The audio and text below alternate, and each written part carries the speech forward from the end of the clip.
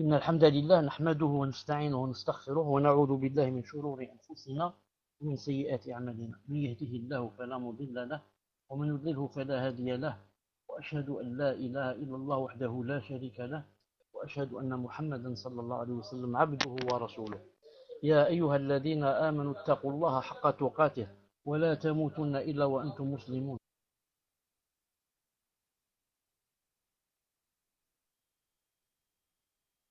يا أيها الناس اتقوا ربكم الذي خلقكم من نفس واحدة وخلق منها زوجها وبث منهما رجالا كثيرا ونساء اتقوا الله الذي تساءلون به والأرحام إن الله كان عليكم رقيبا يا أيها الذين آمنوا اتقوا الله وقولوا قولا سديدا يصلح لكم أعمالكم ويغفر لكم ذنوبكم ومن يطع الله ورسوله فقد فاز فوزا عظيما ألا إن أصدق الكلام كلام الله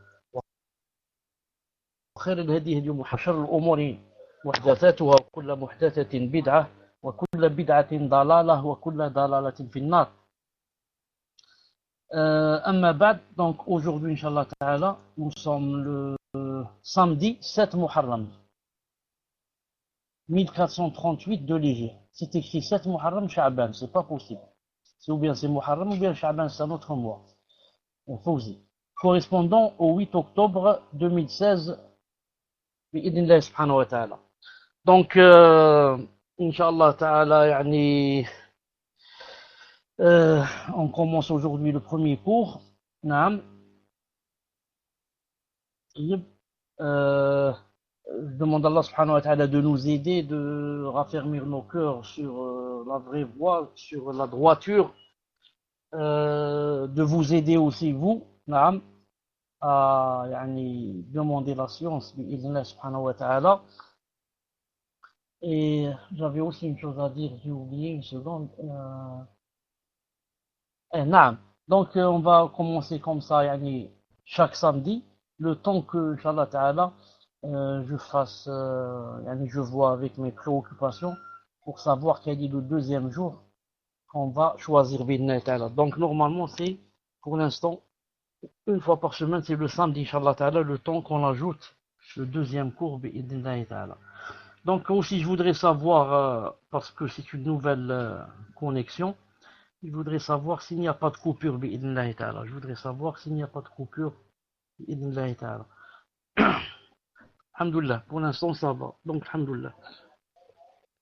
Donc c'est le cours, Inch'Allah ta'ala, numéro 26 des trois fondements bi'idhnillah subhanahu wa ta'ala. Avant de commencer le cours, une petite révision. On avait dit, parce que nous sommes au deuxième fondement. Nous sommes au deuxième fondement des trois fondements. On avait dit le deuxième fondement est la connaissance de la religion de l'islam au moyen des preuves. Or, l'islam, c'est la soumission à Allah par l'unicité, la sujétion en lui obéissant et le désaveu du polythéisme et ses adeptes. De plus, la religion comporte 3 degrés, à savoir l'islam, l'iman et l'ihsan. Et chacun de ces degrés est bâti sur des piliers. Donc, et on a expliqué le premier degré, on l'avait terminé. Et les piliers de l'islam, on les a aussi expliqués. Aujourd'hui, donc, on va parler du deuxième degré, qui est l'iman. Le deuxième degré, qui est l'iman. Dans le matn, il est dit, le deuxième degré est la foi. Le deuxième degré est la foi. C'est-à-dire l'iman, qui présente un peu plus de 70 branches, dont la plus élevée est le fait de dire il n'y a pas de divinité en droit d'être adorée si ce n'est Allah. Et la plus basse des branches est dotée de la route un objet gênant. Et la pudeur est une des branches de la foi. Ça c'est le matn. Cheikh Ibn Uthaymin, rahimahullah ta'ala, qui va expliquer ce matn, dit, il dit, quand on dit le deuxième degré, Cheikh Ibn Uthaymin dit, c'est-à-dire le deuxième degré de la religion. Le deuxième degré de la religion. Il a dit, le deuxième degré est la foi, l'iman. Cheikh Ibn Uthaymin dit, linguistiquement, l'iman est le fait de croire en la véracité d'une chose. L'iman est le fait de croire en la véracité d'une chose, c'est-à-dire tasdiq. Tasdiq. Même si certains savants disent que ce n'est pas tasdiq. Mais Cheikh Ibn Uthaymin a choisi cet avis. D'un point de vue religieux, l'iman est composé de la croyance du cœur, la prononciation de la langue et la mise en pratique par les membres. Elle, c'est-à-dire la foi, elle comprend un peu plus de 70 branches. 70 branches, c'est-à-dire shu'ba. Donc je répète, je remets d'abord le matn. Je répète. D'un point de vue religieux, l'iman est composé de la croyance du cœur, la prononciation de la langue et la mise en pratique par les membres. Donc, c'est le madhab des salafs par rapport à la aqida. Par rapport à les gens disent c'est seulement la foi, c'est seulement au niveau du cœur, comme l'Asha'ira et les Jahmites et d'autres. Et certains disent, comme les Jahmites et les autres, certains disent c'est au niveau du cœur et de la bouche, la langue, comme les Ash'arites. Et certains disent c'est seulement la langue, comme les Karamites. Mais Al-Sunnah ou Jama'a disent, vous l'avez entendu, ils disent c'est la croyance du cœur, la prononciation de la langue et la mise en pratique par les membres. C'est ces trois. Et même en disant ces trois, les Khawarij et les Mu'tazila disent aussi ça. Disent aussi, l'iman, c'est la croyance du cœur, la prononciation de la langue et la mise en pratique par les membres. Donc nous, pour nous différencier d'eux, des Mu'tazila et des Khawarij, qu'est-ce qu'on va dire? On va dire l'iman, c'est la croyance, la prononciation de la langue et la mise en pratique de cette phrase. On dit, et il augmente et il diminue. Il augmente quand on obéit au Rahman et il diminue quand on obéit au Shaitan. Il augmente donc par les bonnes œuvres et il diminue quand on fait les péchés. Car les autres, les Mu'tazila et les Khawarij qui disent comme nous que c'est une croyance dans le cœur et langue et membre, mais malgré cela, qu'est-ce qu'ils disent pas? Ils diminuent, ils grandissent. Donc, nous, alhamdoulilah, pour nous différencier d'eux, on ajoute cette phrase. Donc, il a dit le deuxième degré est la foi, l'iman, qui présente un peu plus, entre parenthèses, il a mis beda. Je remets le mètre, qui présente un peu plus de 70 branches. Il a dit beda wa sittoun. Beda, dit Cheikh Ibn Uthaymin ici, dit ça correspond à un nombre compris entre 3 et 9. En arabe, quand on dit beda, en parlant d'une chose, ça veut dire tu as cette chose, tu as entre 3 et 9.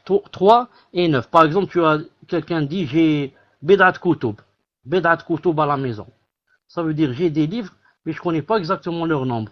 Mais leur nombre est entre 3 et 9. S'il est 1 ou 2, si j'ai 1 ou 2 livres, je ne peux pas dire j'ai bedat kutub.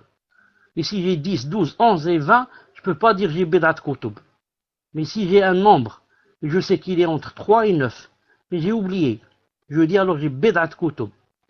Ici il dit, qui présente un peu plus beda wa sittouna shu'ba. Beda wa sittouna shu'ba. Ici ça veut dire 63, 64, 65, 66, 67, 68, 69. Car comme ça dit le hadith. Dans un autre hadith, il dit bid'a wa sab'un au lieu de bid'a wa sittoun. Il dit soit c'est 73, 74, 75, 76, 77, 79, 78, 79 branches. Donc il y a deux hadiths. Un où il dit c'est entre 73 et 79, et un autre où il dit, celui-là, qu'a cité le cheikh, qu'il y a entre 63 et 69. Entre 63 et 69. J'ai oublié de fermer le téléphone. Ils ne vont pas nous laisser faire de cours. Al-Muhim. Le cheikh a dit, donc, qu'a dit le maître? Il a dit, je le remets encore une fois encore, le deuxième degré est la foi, l'iman. On a expliqué que l'iman, ça avait rapport avec le cœur, la langue, et quoi aussi? Et, ce qu'on fait, et les œuvres, les membres, qui présentent un peu plus de 70 branches. 70 branches, c'est-à-dire entre 70, il a dit, un peu plus de 70, donc entre 73 jusqu'à 79. Dans branche, il a dit shu'ba. Shu'ba. Cheikh Ibn Uthaymin dit ici, le terme shu'ba désigne un des éléments constitutifs d'une chose. Ici, ça veut dire branche. Non. Il a dit, dans la plus élevée, de dire, il n'y a pas de divinité en droit d'être adorée si ce n'est Allah. La ilaha illallah. La plus basse est d'ôter de la route un objet gênant. Cheikh Ibn Uthaymin dit, il s'agit d'enlever un objet gênant qui pourrait porter préjudice aux passants, comme de gros cailloux, des épines, des déchets, des détritus, des objets à l'odeur nauséabonde et autres. Des objets, à odeur nauséabonde et autres. Ça rentre dans la foi, donc, le fait que si quelqu'un trouve quelque chose dans la rue, quelque chose qui gêne, quelque chose qui porte préjudice, quelque chose qui, il l'enlève avec la niya que, c'est pour plaire à Allah subhanahu wa ta'ala. D'ailleurs, il y a certains hadiths dans ce sens, je vais vous en citer quelques-uns, puisque c'est pas cité dans le livre, je vais vous en citer quelques-uns, bi'idhnillahi ta'ala. Regardez ce hadith qui se trouve dans Sahih al-Mufrad, Sahih al-Adab al-Mufrad de Sheikh al-Albani rahimahullah. An Abi Barzat al-Aslabi radiyallahu ta'ala anhu, قلت يا رسول الله دلني على عمل يدخلني الجنة قال أمط الأذى عن طريق الناس. Donc, d'après Abi Barza, il a dit au prophète, au messager d'Allah, indique-moi une œuvre qui me ferait rentrer au paradis. Il répondit, alayhi salam, ôte du chemin un objet qui porte préjudice. Vous écrivez numéro 1 pour me dire si ça s'affiche. Alhamdulillah.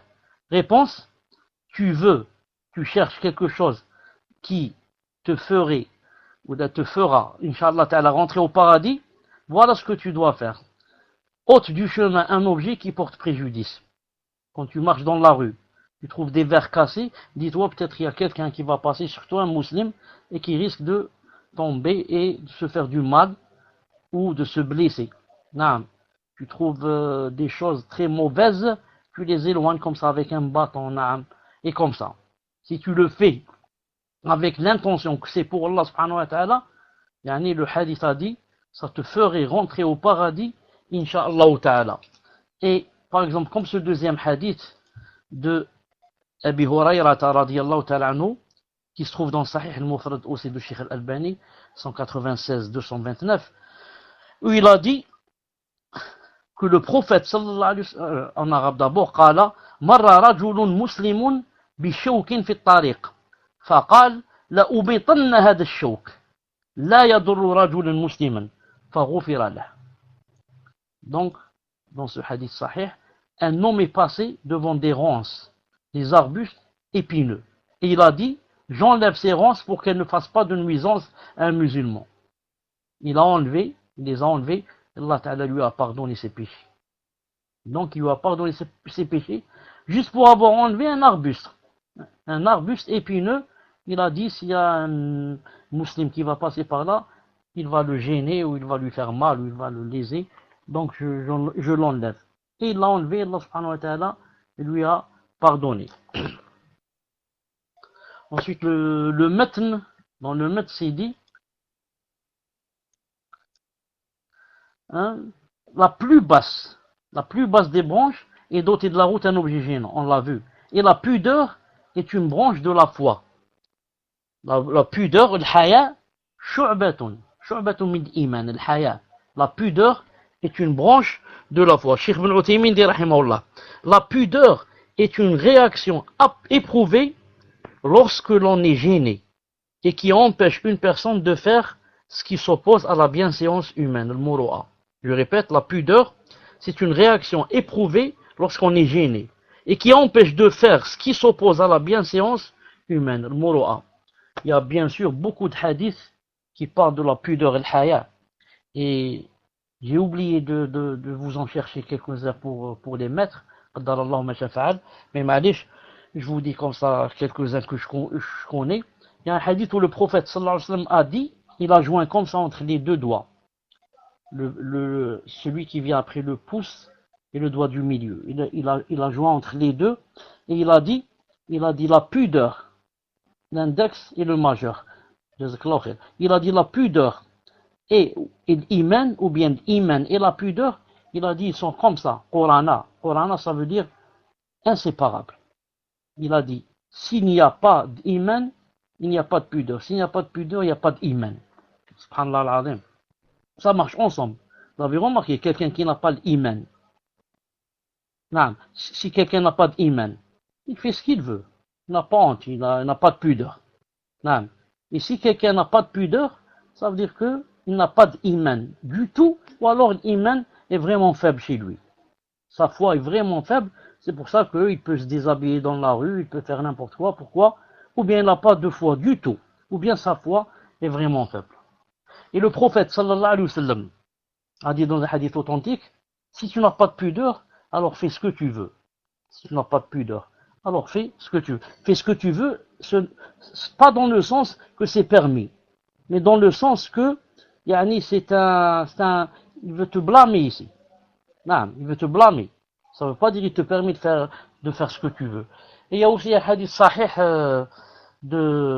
sur la pudeur, comme quoi le prophète sallallahu alayhi wa sallam a vu quelqu'un blâmer quelqu'un sur la pudeur. Il est passé devant un homme, il l'a trouvé en train de le blâmer, de lui dire toi tu es trop pudique, toi ceci, cela sur la pudeur, tu exagères comme ça. Et le prophète sallallahu alayhi wa sallam il lui a dit da'hu, laisse-le. Il lui a dit Innal haya min iman, ou quelque chose comme ça. Il lui a dit laisse-le. La pudeur fait partie de l'iman.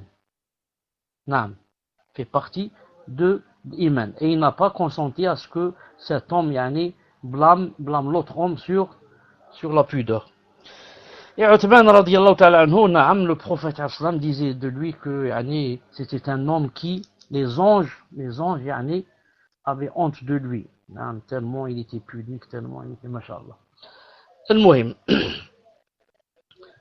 Cheikh bin Uthaymin va dire maintenant quelque chose. Il dit, pour concilier les propos de l'auteur, à savoir que la foi est composée d'un peu plus de 70 branches, et que le pilier de la foi, les piliers sont au nombre de 6, c'est-à-dire comment qu'on va faire pour concilier entre les deux, concilier entre ce qu'a dit l'auteur, et bien sûr, c'est ce qu'a dit le prophète, que la foi est composée d'un peu plus de 70 branches, et que les piliers de la foi sont au nombre de 6. Nous dirons, la foi, quand elle désigne la croyance, elle est composée de 6 piliers, cités dans le hadith de Jibril, lorsqu'il a questionné le prophète au sujet de la foi, et qu'il répondit, la foi consiste en ce que tu crois en Allah, ses anges, ses livres, ses messagers au jour dernier, et que tu crois au destin, qu'il soit favorable ou défavorable. Quant à la foi, catégorie et genre, elle est constituée d'un peu plus de 70 éléments. 70 éléments. Donc le hadith, quand il a dit que la foi présente un peu plus de 70 branches, 70, c'est-à-dire 73 jusqu'à 79, les branches, il a cité, la plus grande branche, la plus haute, c'est de dire la ilaha illallah. Naam. Ensuite, il y a d'autres branches. Il a dit la plus basse, c'est que tu enlèves quelque chose qui gêne. Si tu fais ça avec l'intention que c'est pour Allah, donc c'est un délit de la foi. C'est une branche de la foi. Ensuite, il a dit la pudeur fait partie de la foi. Donc c'est pour montrer que la foi c'est vraiment des branches. C'est beaucoup de branches. La salade c'est la foi. Faire la zakat c'est la foi. Mais il y en a plus de 70 branches. 70 branches. Le prophète sallam ne les a pas citées toutes les branches, mais a montré ici par exemple 3 branches. Le fait de dire la ilaha illallah, naam, et le fait d'ôter de la rue quelque chose, et la pudeur. Et si vous remarquez ici, on a dit tout à l'heure que Al-Sunnah au Jama'a, quand ils expliquent la foi, ils disent que c'est ce qu'il y a dans le cœur, ce qu'on dit avec la langue, l'attestation, et ce qu'on fait avec les membres. Et le hadith concorde ici. Qu'a dit ici le hadith? Il a dit, la foi, c'est plus de 70 branches, il a dit, le plus élevé, c'est quoi? C'est de dire la ilaha illallah. Or, la ilaha illallah, c'est ce qu'on fait avec la langue. La ilaha illallah, c'est ce qu'on fait avec la langue. Ce qu'on dit avec la langue. Ensuite, il a dit, la plus basse est d'ôter de la route un objet. Or, ôter de la route un objet, c'est ce qu'on fait avec quoi? C'est ce qu'on fait avec les membres. Et il a dit, la pudeur est une des branches de la foi. Et la pudeur, c'est ce qu'on fait avec le cœur. Donc ça concorde. On a dit que Al-Sunnah al-Jama'a disent que l'iman, c'est dans le cœur. La langue et quoi? Et les membres. Le cœur, il a donné l'exemple de la pudeur. La langue, il a donné l'exemple de dire la ilaha illallah. Et les membres, il a donné l'exemple de prendre quelque chose de la rue, ôter quelque chose de gênant de la rue. Non. Si vous ne comprenez pas des choses, il y aura, Inch'Allah, des questions sur le cours, après le cours. Il faut juste noter, Inch'Allah ta'ala. Quant à la foi, il a dit, qui englobe les actes, leurs différentes catégories et genres, elle est constituée d'un peu plus de 70 éléments. C'est d'ailleurs la raison pour laquelle Allah Ta'ala a nommé la prière foi. Allah Ta'ala a nommé la prière foi.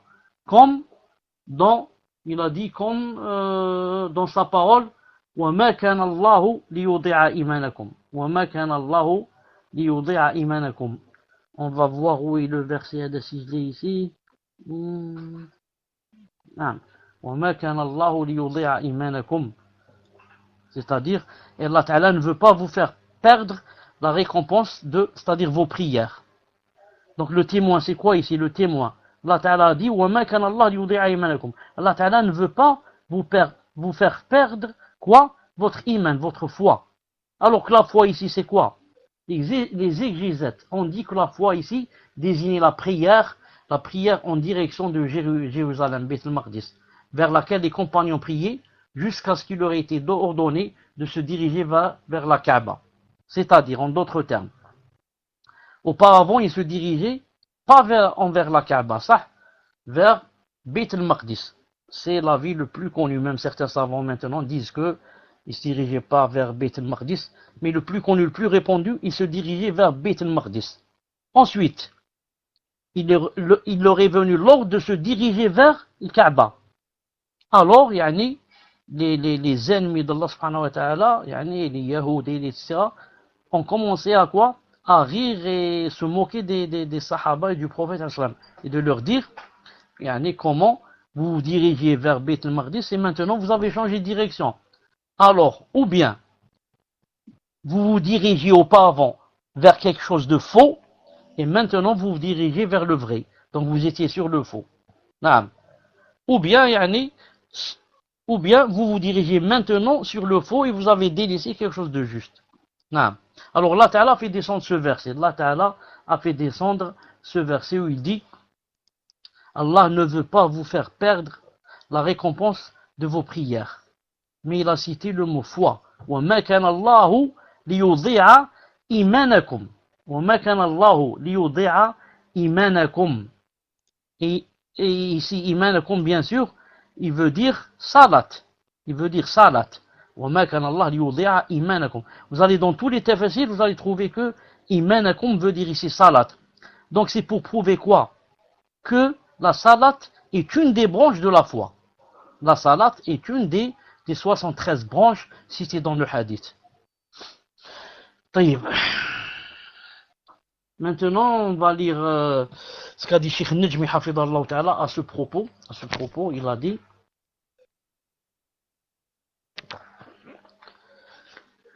et elle, c'est-à-dire la foi, comporte 70 branches et quelques. Et selon une autre version de ce hadith, 60 et quelques. La plus haute est l'attestation qu'il n'y a divinité qu'Allah, Azzawajal, qui mérite, c'est-à-dire d'adoration. Et la plus haute de ces branches est l'attestation qu'il n'y a de divinité qu'Allah, c'est-à-dire qui mérite l'adoration. Car c'est par ce témoignage de foi que l'homme entre en islam. L'homme entre, et que sa vie et ses biens sont préservés. Et ses branches sont plus ou moins élevées. Certaines de ces branches sont plus importantes que d'autres en termes de récompense. Ainsi, le prophète alayhi salam a mentionné la récompense de celui qui accorde l'usufruit d'une brebis. Cheikh Al-Albani a dit c'est daif. Il est également rapporté qu'aucun acte n'est mieux récompensé que celui de donner de l'eau en aumône. Donner de l'eau en aumône. Ce hadith, Cheikh Al-Albani a dit de lui, il est authentique. Il se trouve dans Sahih ibn Majah, numéro 4264. C'est vraiment, on a vraiment des récompenses quand on donne de l'eau en aumône. Et peut-être ça peut être dans certains cas mieux que de l'argent. Le fait de donner de l'eau en aumône. Ainsi, d'après Saïd, radiyallahu ta'ala anhu, Saad ibn Abi Waqqas, radiyallahu ta'ala anhu, s'est rendu auprès du prophète alayhi salam en lui demandant quelle aumône préfères-tu? Donc, c'était d'après Abu Saïd. Ils ont oublié ici Abu. Quelle aumône préfères-tu? L'eau, répondit-il. L'eau, répondit le prophète alayhi salam. On lui posa la question, quelle aumône préfères-tu? Quand on donne de l'argent, on donne de l'or, on donne quoi? Du fadda. Il a répondu alayhi salam, l'eau. Cheikh Al-Albani a dit, hadith bon, Hassan, voir Sahih Sunan Abi Daoud, numéro 1473. Saad ibn Ubada, Saad ibn Ubada, donc moi j'avais dit Saad ibn Abi Waqqas. Il s'agit de Saad ibn Ubada, radiyallahu ta'ala anhu. Rapporte avoir demandé au prophète, alayhi salam, au messager d'Allah, Saad, c'est-à-dire sa mère, est morte. Quelle est la meilleure au monde que je puisse faire en son nom? Ma mère est morte, ya Rasulallah, quelle est la meilleure au monde que je puisse faire en son nom? Il répondit l'eau. Il répondit à salam l'eau. Il dit, le rapporteur dit, il creusa alors un puits. Saad creusa un puits. Il creusa alors un puits en disant, ceci est pour Saad. Ceci est pour Saad. Ceci est pour ma mère. Naam. Hadith rapporté par Abu Daoud, Cheikh Al-Albani a dit bon. Hadith bon. Voir Sahih Sunan Abi Daoud numéro 1474. Il a dit bon. Donc, si quelqu'un peut faire quelque chose pour ses parents qui sont morts ou bien qu'ils soient vivants ou morts, il n'y a pas comme donner en aumône de l'eau. Alors si quelqu'un peut maintenant creuser un puits, naam, fi sabilillah, alors là, vraiment qu'il aura vraiment des récompenses. Donc Saad, qu'est-ce qu'il a fait ici?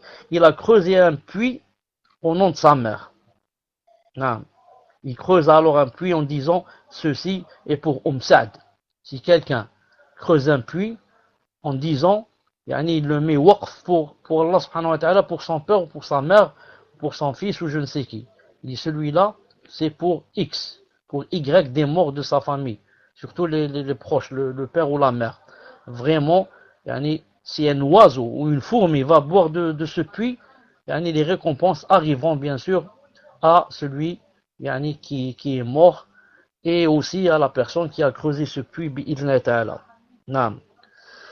Il dit, quant au fait de retirer de la voie publique ce qui nuit aux gens, il s'agit là d'une des œuvres pieuses les plus insignifiantes, sauf qu'aucune action ne doit être dédaignée et méprisée. D'ailleurs, Abu Hurayra, radiyallahu ta'ala anhu, rapporte que le messager alayhi salam a dit, tandis qu'un homme suivait son chemin, il tomba sur des ronces qu'il retira de la route. Allah le récompensa en lui pardonnant ses péchés. En lui pardonnant ses péchés. طيب je vais voir où est le hadith هذا. Une seconde. Une seconde, je cherche le hadith. Un homme est passé devant des ronces. Il a dit, j'enlève ces ronces pour qu'elles ne fassent pas de nuisance à un musulman. Il a été pardonné. D'ailleurs, on l'a vu, ce hadith. Naam. Et il a cité ensuite le hadith d'Abu Hurayra, radiyallahu ta'ala, qui est authentique, que le rapporte que le prophète islam a dit, un chien mourant de soif tournait autour d'un puits. Un chien mourant de soif tournait autour d'un puits. Il a dit, une prostituée israélite le vit alors et retira l'une de ses bottines. Elle y puisa de l'eau dont elle abreuva le chien. Pour ce geste, ses péchés lui furent pardonnés. C'est un hadith authentique qui se trouve rapporté par même le Bukhari rahimahullah ta'ala. Rapporté par le Bukhari rahimahullah ta'ala. Taïb. Même ce hadith, je l'avais ici. Une seconde si je le trouve. Hmm, j'ai dû peut-être l'effacer. Non, j'ai dû l'effacer. Mais vous l'avez entendu, il se trouve dans Sahih al-Bukhari. Je le répète. Un chien mourant de soif tournait autour d'un puits.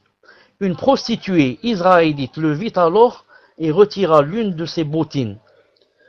Elle y puisa de l'eau, et elle a mis l'eau dans sa bottine, dont elle abreuva le chien.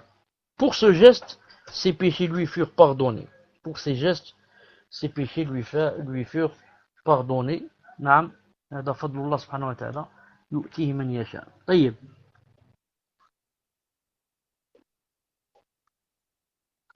On s'est arrêté. نعم. Je l'ai le hadith, je ne l'ai pas vu. Je l'ai le hadith. C'est celui-là le hadith.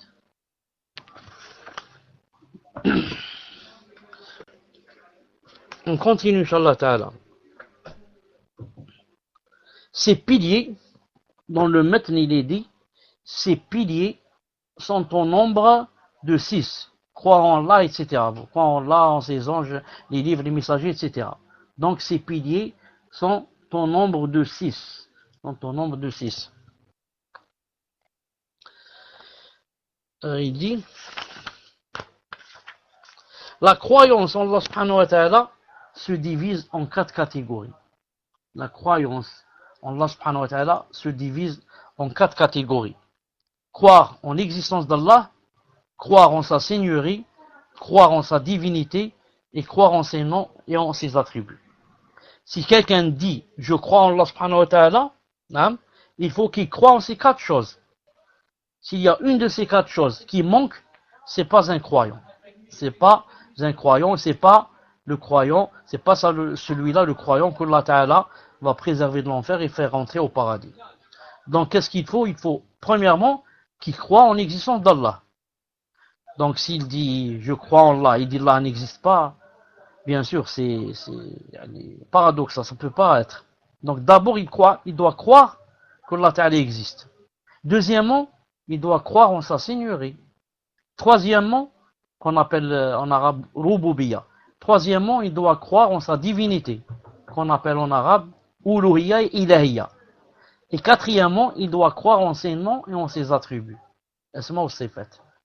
Maintenant, aujourd'hui et dans les cours prochains, on va détailler ces 4 choses. Croire en Allah, en son existence, en sa seigneurie, en sa divinité, en ses noms et en ses attributs, Inch'Allah Ta'ala. On va commencer donc par croire en l'existence d'Allah subhanahu wa ta'ala. A. Croire en l'existence d'Allah subhanahu wa ta'ala. Les preuves à ce sujet dit Cheikh bin Uthaymin sont nombreuses. Les preuves que Allah ta'ala existe. Il dit sont nombreuses.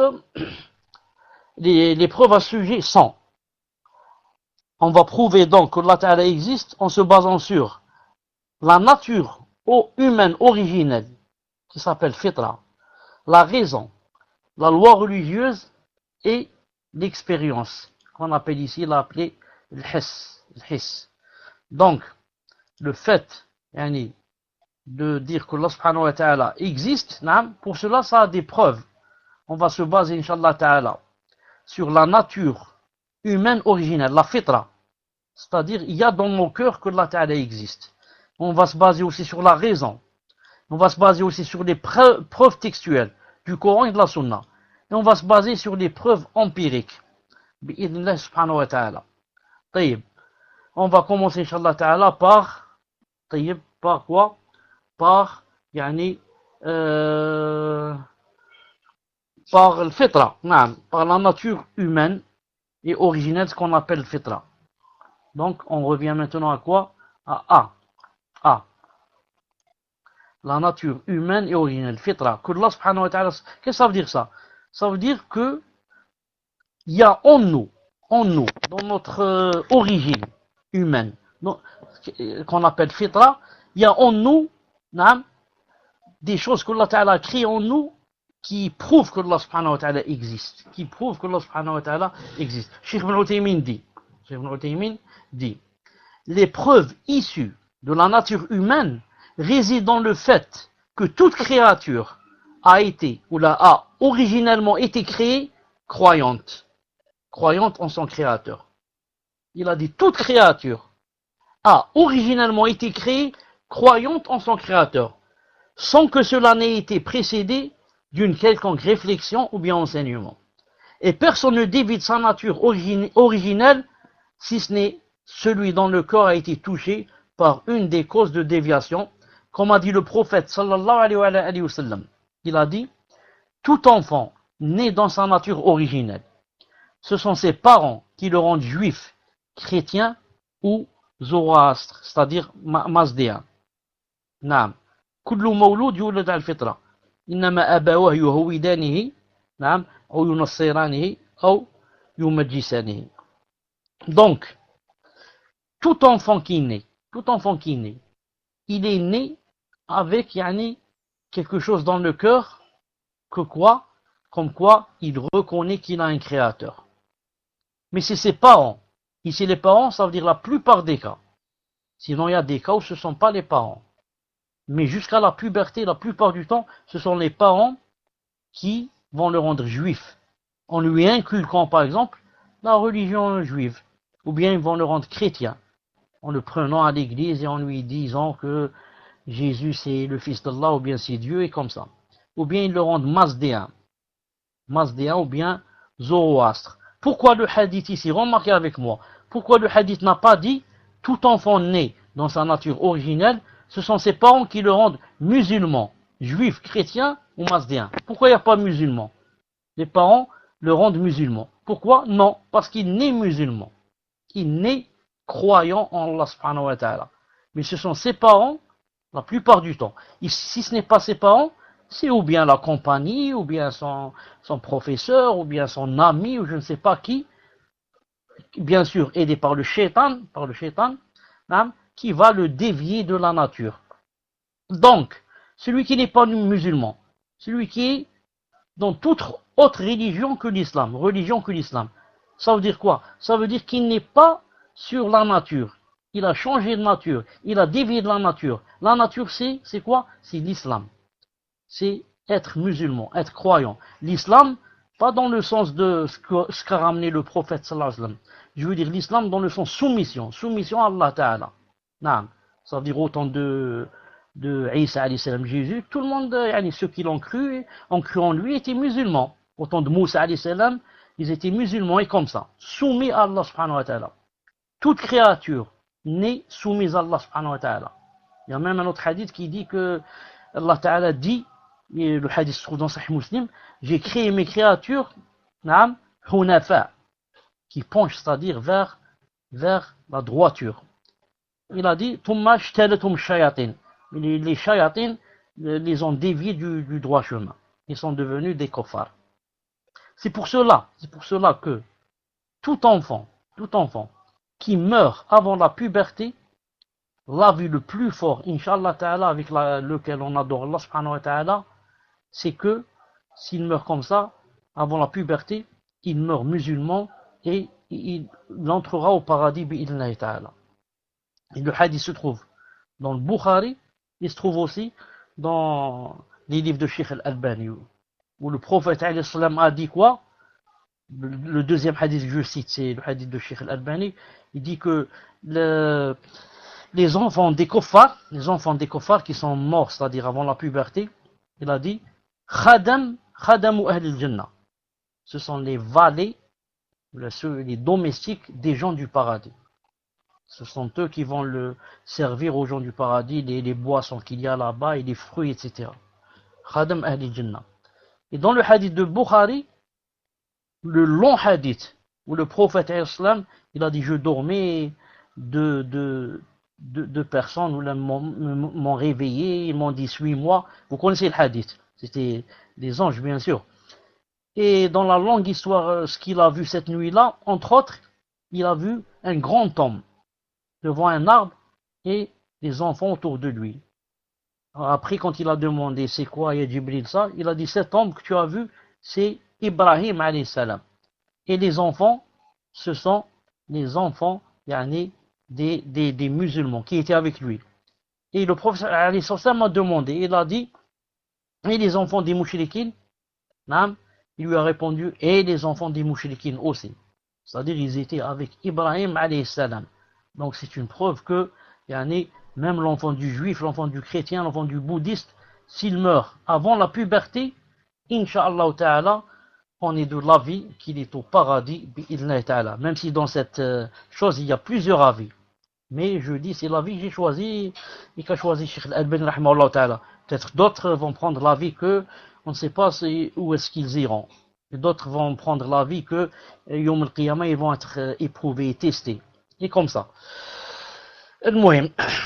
Qu'est-ce qu'il a dit ici? On revient, il a dit, Naam.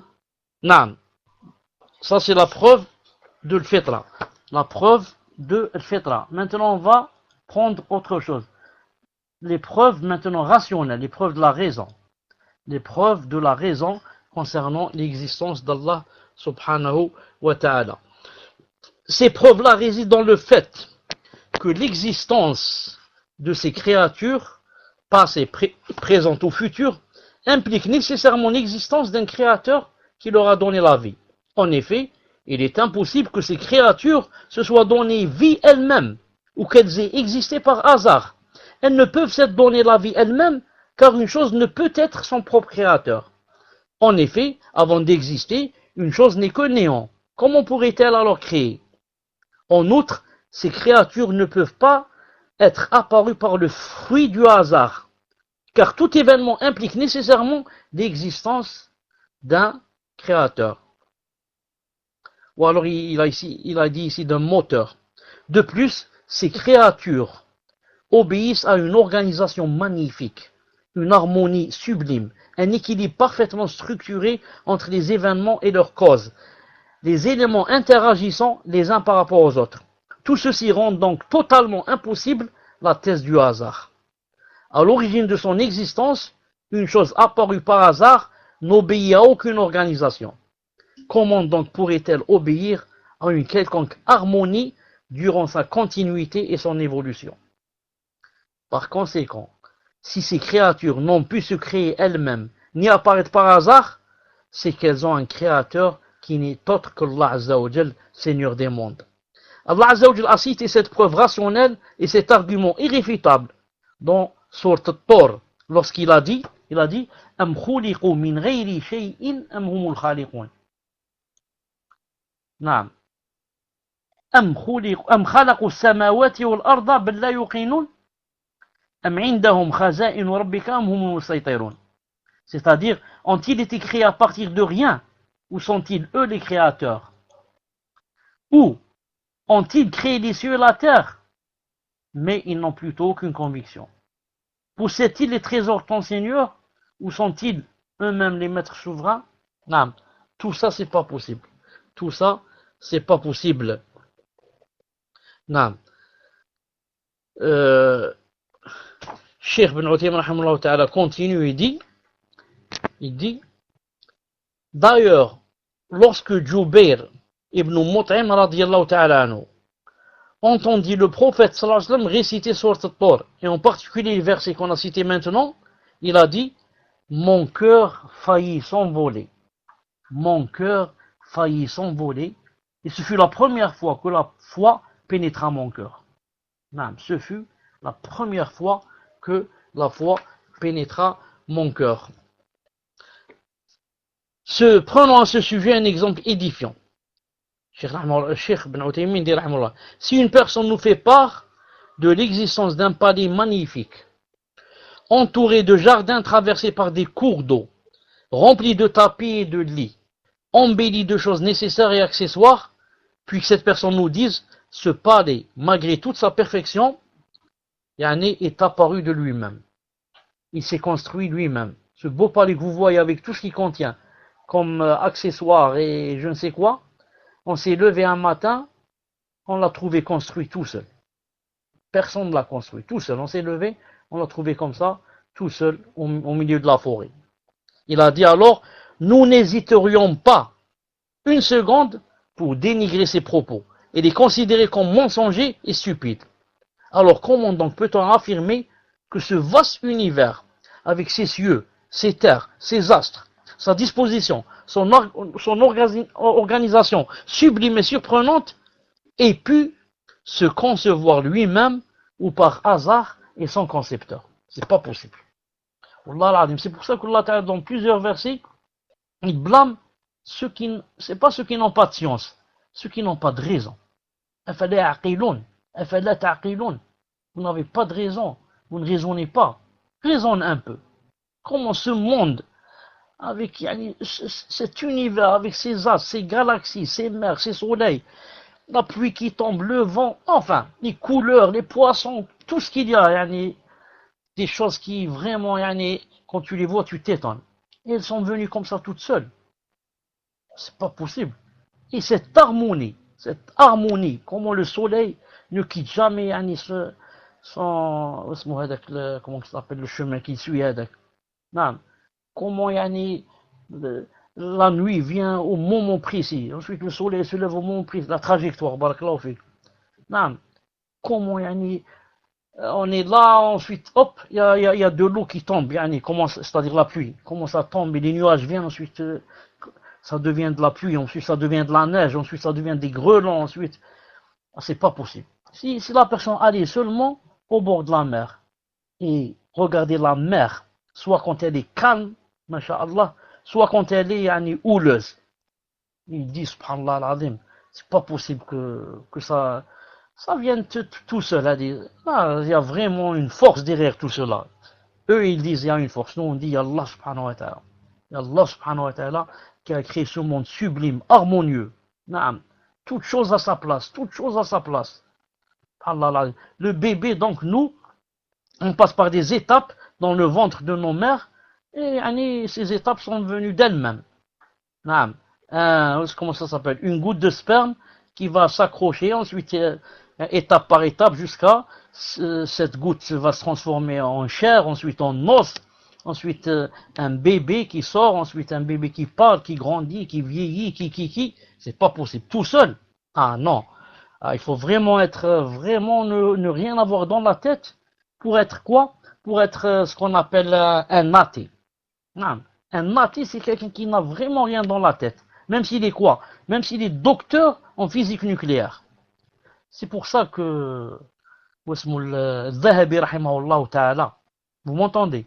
Zahabi rahimahullah ta'ala, dans son grand livre, comment il s'appelle son grand livre I'lam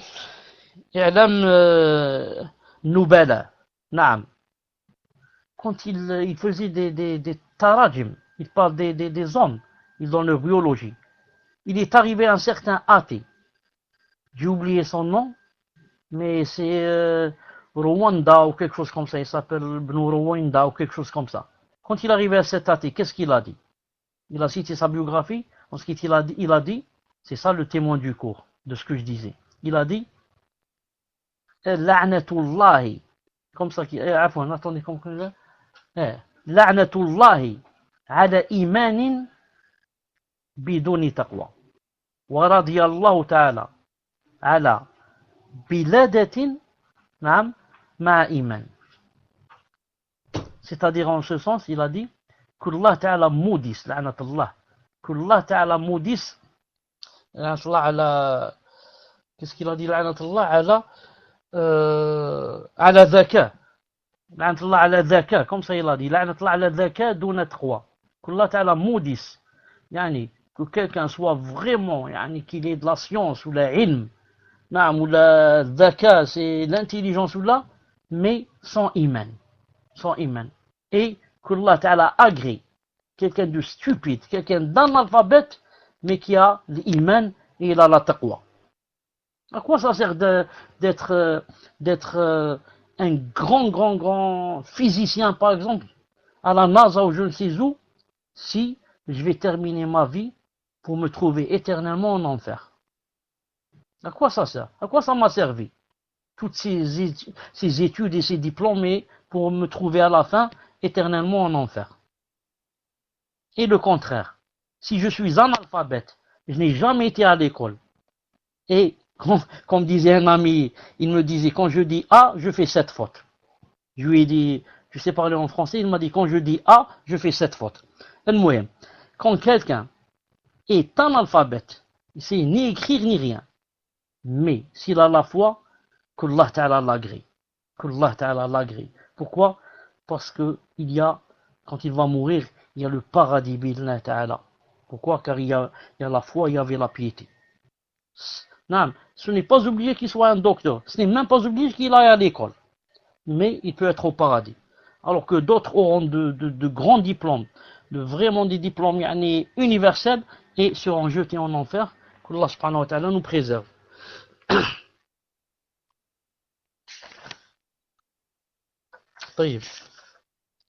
Reste maintenant quoi? Reste l'épreuve. Reste deux choses. Reste l'épreuve. Bon, on a parlé des preuves de la fitra et des preuves rationnelles. Reste l'épreuve, c'est quoi la troisième? L'épreuve textuelle et l'épreuve empirique. L'épreuve textuelle et l'épreuve empirique. Ça y est. Troisièmement, l'épreuve textuelle, l'épreuve des textes. Maintenant, je ne vais plus afficher parce que j'ai pas ça dans le programme. Je lis, vous vous concentrez avec moi, vous écoutez, Inch'Allah Ta'ala. Quant aux preuves textuelles, c'est-à-dire religieuses, de l'existence d'Allah subhanahu wa ta'ala, elles résident dans le fait que tous les livres célestes témoignent de cette réalité. Les lois s'y trouvant, c'est-à-dire les versets et les hadiths, garantissant les intérêts de la création, sont une preuve qu'elles proviennent d'un Seigneur sage et parfaitement informé des intérêts de ses créatures. Non, vous avez entendu ce qu'il a dit? Il a dit, les lois s'y trouvant, c'est-à-dire dans le Coran et la Sunna, garantissant les intérêts de la création, sont une preuve qu'elles proviennent d'un Seigneur sage et parfaitement informé des intérêts de ses créatures. C'est pour cela qu'il faut savoir que tout ce que Allah Ta'ala ou son prophète m'ont demandé de faire, c'est un intérêt pour moi. Un intérêt dans cette vie et dans l'au-delà. Même si je n'ai pas compris c'est quoi la hikmah derrière cette chose. La hikmah, ça veut dire la sagesse. Et aussi tout ce que Allah Ta'ala m'a demandé d'éviter et de m'éloigner de cette chose, ça contient un grand intérêt pour moi. Même si moi je n'ai pas compris pourquoi. Je n'ai pas compris pourquoi, spécialement cette chose, Allah Ta'ala m'a dit de ne pas la faire, ou de ne pas la manger, ou bien de s'éloigner d'elle. Allah Ta'ala sait, toi tu ne sais pas. Allah Ta'ala sait, vous ne savez pas. Comme ça il dit dans le Coran. Mais sois sûr que c'est un intérêt pour toi. Et le contraire. Toute chose que Allah Ta'ala a dit de faire, tu n'as pas faite. Et toute chose que Allah Ta'ala a dit de ne pas faire, et toi tu l'as faite. Ça contient quoi? Ça contient un mal pour toi. Un mal quand tu as fait ce qu'il a demandé de ne pas faire. Et ça contient un mal quand tu n'as pas fait ce qu'il a demandé que tu fasses. Ça contient aussi un mal. Donc tous nos intérêts se trouvent dans quoi? Dans le fait d'adorer Allah subhanahu wa ta'ala. De faire ce qu'il a dit et de s'éloigner des choses dont il nous a dit de nous éloigner. Quand la personne applique et fait ce que Allah Ta'ala lui a dit et s'éloigne des choses que Allah Ta'ala a interdites, elle vivra le paradis ici et dans l'au-delà. Elle vivra le paradis, les deux paradis. Paradis de ce bas monde et de l'au-delà. Paradis de ce bas monde, c'est pas avoir la dernière voiture et la meilleure maison. Non, c'est le paradis du cœur. Tu sens que tu es vraiment proche d'Allah subhanahu wa ta'ala. Tu sens que tu veux rencontrer Allah subhanahu wa ta'ala. Tu sens que tu vis avec les anges. Tu sens que tu es avec eux. Tu as les pieds sur terre, mais ton cœur est vraiment haut. Il est en haut. Naam. C'est ça le paradis de la terre bi'idhnillah subhanahu wa ta'ala. Il dit ici Taïb, je préfère Inch'Allah ta'ala laisser ces deux preuves qui restent, c'est-à-dire la preuve des textes et la preuve empirique, je les laisse Inch'Allah ta'ala pour le prochain cours. Pourquoi? Premièrement parce qu'on a pris assez de temps, deuxièmement pour pouvoir aussi répondre à quelques questions, et troisièmement parce qu'elles ne sont pas sur le programme. C'est-à-dire si elles étaient prêtes dans le programme, c'est pour les afficher plus facilement Inch'Allah ta'ala. On se rencontre, Inch'Allah Ta'ala, dans 5 minutes si vous avez des questions sur le cours. Bi'idhnillahi Ta'ala. Subhanakallahumma wa bihamdik. Ashhadu an la ilaha illa ant astaghfiruka wa atubu ilayk. Assalamu alaikum wa rahmatullahi wa barakatuh. Juste, tamnouni, comment on dit tamnouni, c'est-à-dire rassurez-moi qu'il n'y avait pas de coupure dans le cours, Inch'Allah Ta'ala. Assalamu alaikum wa rahmatullahi wa barakatuh. Fawzi, est-ce que tu es prêt pour les questions? Bien les autres. Si c'est pas Fawzi, est-ce que vous êtes prêts, Inch'Allah Ta'ala?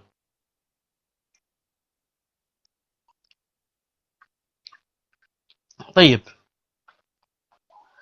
Donc, Inch'Allah Ta'ala, avant de poser la première question, avant de poser la première question, je voudrais, Inch'Allah Ta'ala, répondre à une chose. Une seconde ici, je la cherche cette chose.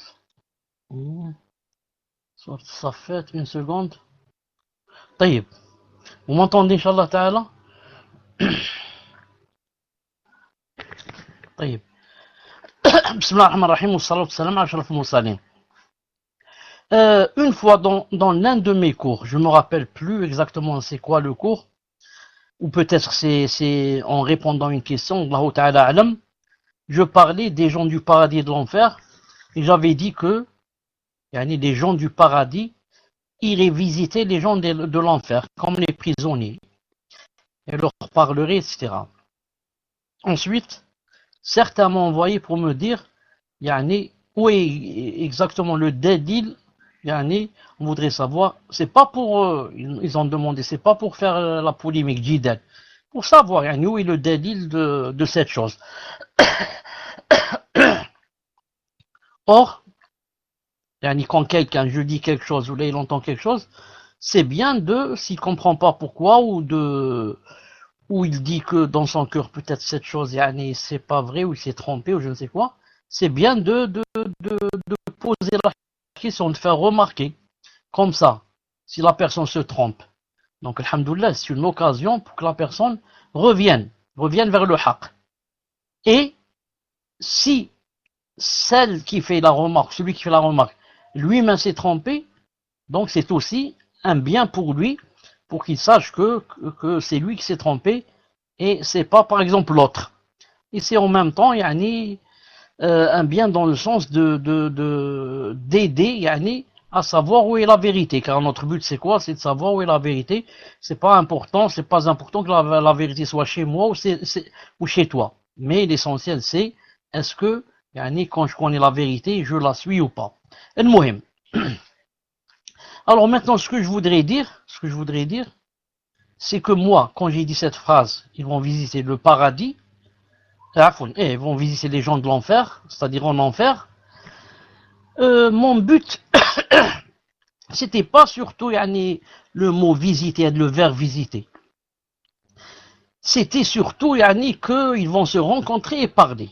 On se rencontrer et parler. Et se rencontrer et parler entre les gens de l'enfer et les gens du paradis, ça existe beaucoup dans le Coran. Comme dans le verset, par exemple, Allah subhanahu wa ta'ala a dit Kullu nafsin bima kasabat rahina ila ashabil yamin fi jannati yatasaalun an mujrimin, jusqu'à ce qu'ils ont dit ma salakakum fi saqar, qu'est-ce que vous faites en enfer?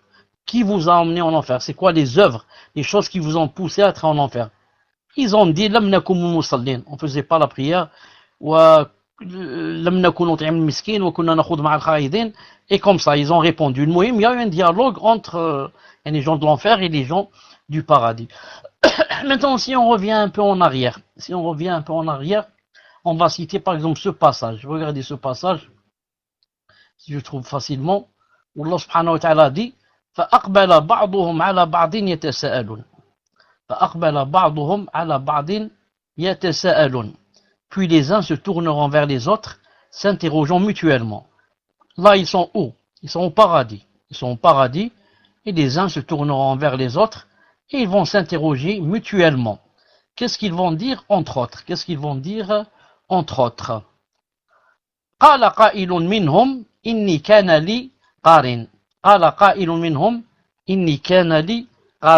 Alors l'un d'eux dira, j'avais un compagnon, c'est-à-dire quand j'étais en vie, dans la dunya. J'avais un compagnon dans la dunya. Que disait ce compagnon? يقول أئنك لمن المصدقين يقول أئنك لمن المصدقين. J'avais un compagnon qui disait, es-tu vraiment de ceux qui croient? Es-tu vraiment de ceux qui croient? Crois en quoi? Crois en quoi? أإذا متنا وكنا ترابا وعظاما أإنا لمدينون. Est-ce que quand on va mourir et on sera en poussière et des os, est-ce que nous aurons à rendre des comptes? Est-ce qu'il y a un jour où on doit rendre des comptes? Alors on continue. إنا لمدينون قال هل أنتم مطلعون قال هل أنتم مطلعون. Il dira, est-ce que vous voudriez regarder d'en haut? هل أنتم مطلعون. Est-ce que vous voudrez regarder d'en haut? Il dira ici, c'est pas cité, c'est qui est-ce qui va dire? Certains ont dit, c'est Allah Ta'ala qui va dire. Et certains ont dit, ce sont les anges qui vont dire. Est-ce que vous voulez regarder? D'en haut, il n'y a pas dans le verset. Dans le verset, il y a, vous voyez en arabe, Hal antum muttali'un. Est-ce que vous voulez regarder? Est-ce que vous voulez voir? Vous voulez jeter un coup d'œil? Ça veut dire sur la personne qui a parlé, qui a dit que, est-ce que quand on va mourir, on va devenir poussière et os? Est-ce qu'on aura des comptes à rendre? Maintenant, quelqu'un va dire, est-ce que vous voulez le voir?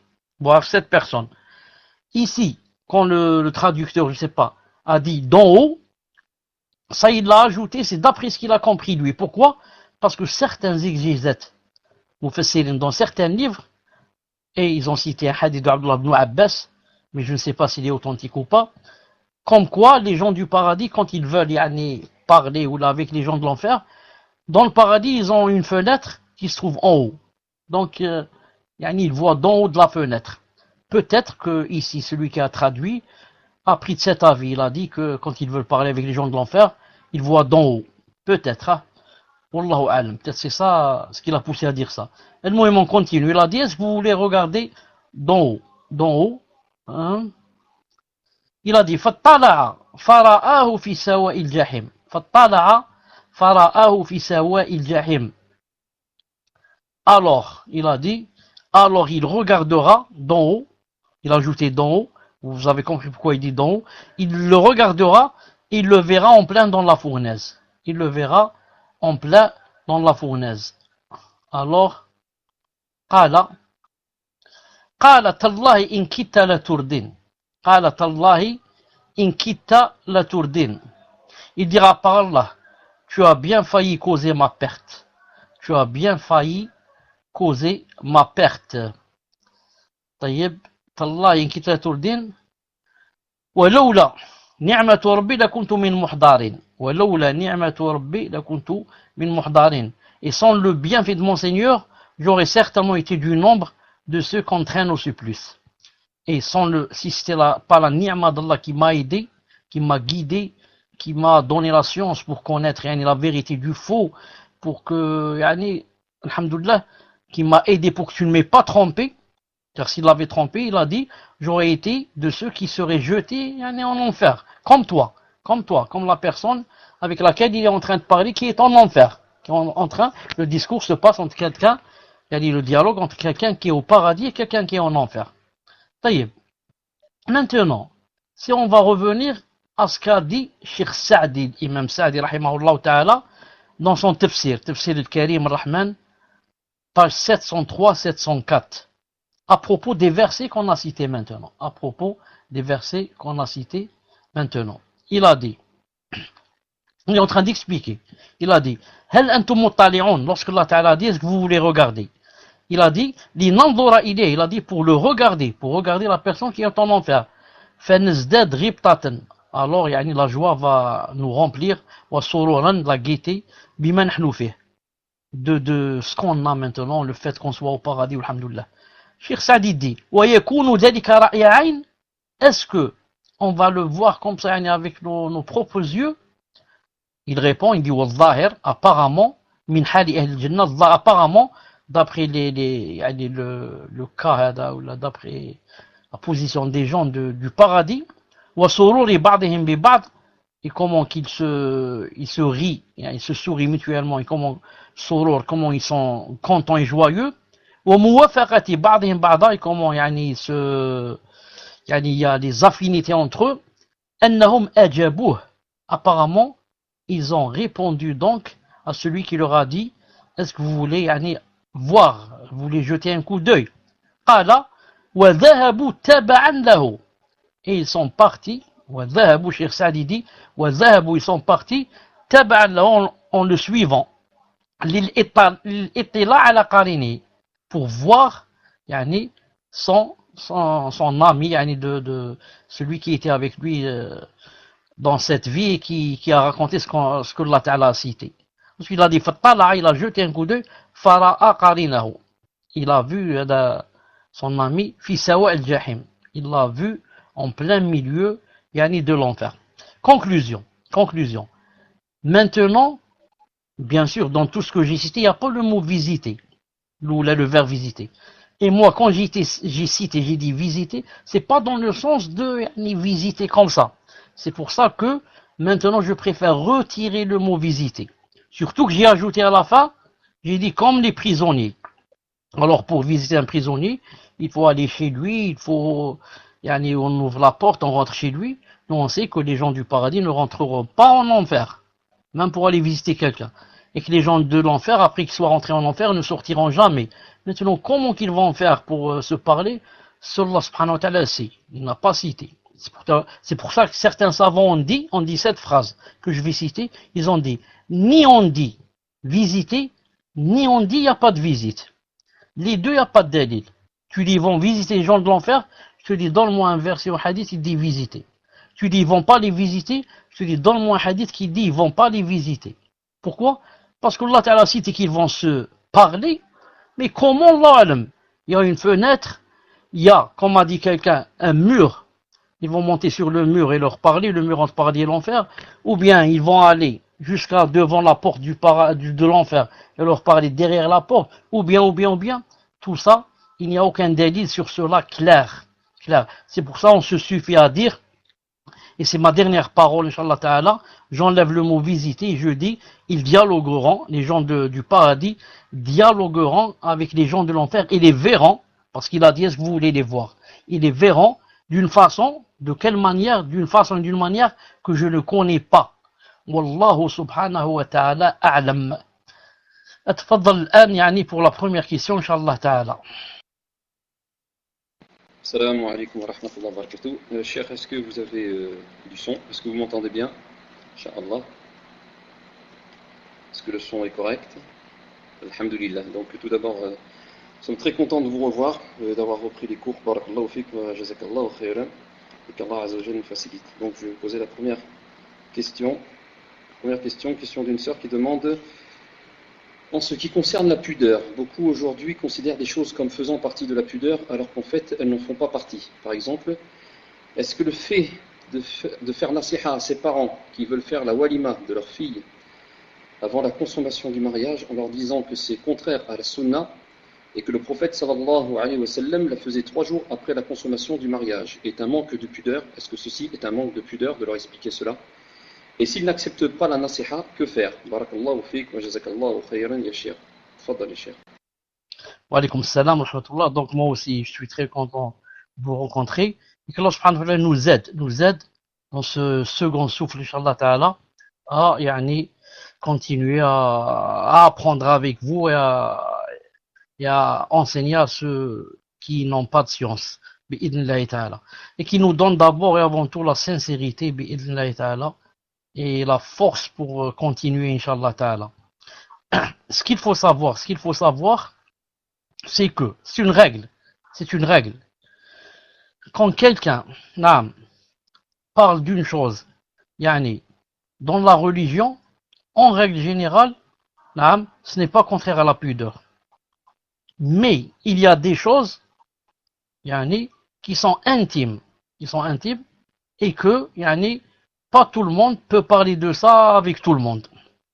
La preuve, Ali ibn Abi Talib radiyallahu ta'ala anhu, qui n'est autre que le cousin du prophète sallallahu alayhi wa sallam et son gendre, le mari de sa fille Fatima radiyallahu ta'ala anha.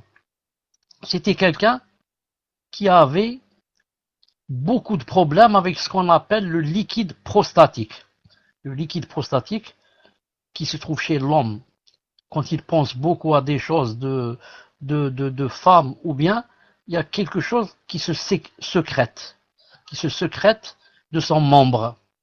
Alors à chaque fois qu'il y avait une chose qui sortait, qu'est-ce qu'il faisait? Il allait prendre la douche, croyant que c'est comme le sperme.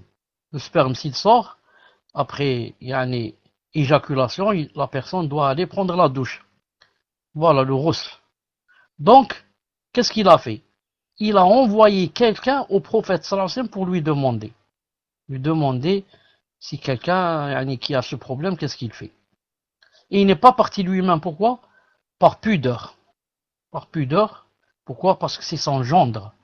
Il ne va pas lui dire, voilà ce que je ressens. Entre parenthèses, ça veut dire, je ressens ça, par rapport à ta fille. Donc, ça se fait pas. Donc, il a envoyé quelqu'un, le Miqdad, radiallahu ta'ala, qui est allé lui ramener la réponse.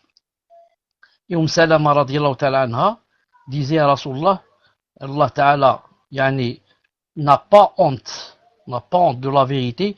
Est-ce qu'une femme, quand elle atteint son plaisir, c'est-à-dire, est-ce qu'il lui faut le roussel ou pas?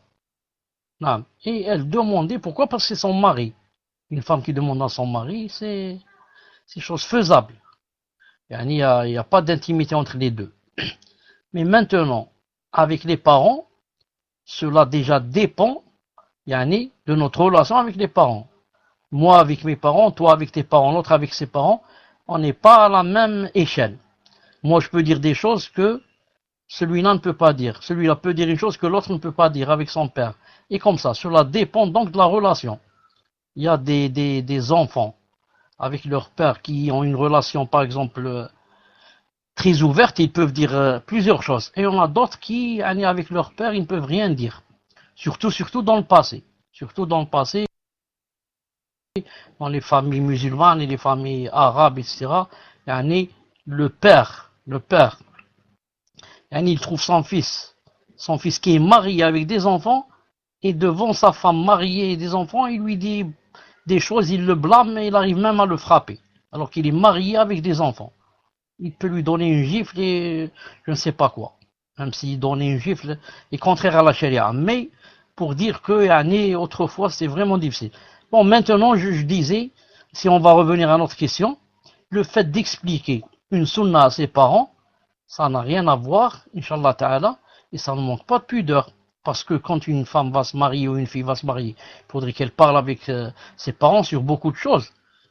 Sur ce qu'elle va acheter, ce qu'elle ne va pas acheter, ce qu'elle va commander, ce qu'elle ne va pas commander, qui elle va inviter, qui elle ne va pas inviter, et entre autres, où on va faire son mariage, dans quelle maison, dans quel endroit, dans quel ceci on va faire la fête, et entre autres, quand on va faire cette fête. Et là, elle dira que, par exemple, dans la sunna, le prophète Sam faisait la fête après la consommation. La consommation, donc, c'est un plaisir, et on termine par un grand plaisir et un grand joie qui est la fête. Comme ça disent les savants. C'est comme ça la sunna. Et maintenant, s'ils acceptent, alhamdoulilah, s'ils acceptent pas, c'est pas grave. Parce que en faisant avant, on n'a pas de péché. On n'a pas de péché. Mais on a raté, de faire une sunna, c'est tout. Sinon, je peux vous rassurer que la plupart des gens de notre temps, et les grands douat, et peut-être même les savants, quand ils font le mariage, ils font la fête avant. Ils font la fête la nuit de la consommation. Pourquoi? C'est devenu courant, ce qu'on appelle dans l'urf, c'est-à-dire dans les mœurs des gens, les coutumes. C'est devenu que la fête, c'est toujours avant la nuit de noces. C'est-à-dire la nuit de noces elle-même, c'est là qu'il y a la fête, ou peut-être un peu avant. Mais qu'elle se fasse après, certes c'est sunnah, mais pas tout le monde va accepter ça. Surtout les parents, ils vont dire qu'est-ce qu'elle invente ça? On n'a jamais vu ça, etc. Donc si quelqu'un veut faire ça, il faut aller doucement avec les parents et leur expliquer, et ça ne rentre pas dans la pudeur, le fait de leur parler de ça et de leur montrer la sunna du prophète sallallahu alayhi wa sallam. Wallahu ta'ala alam, tfaddal.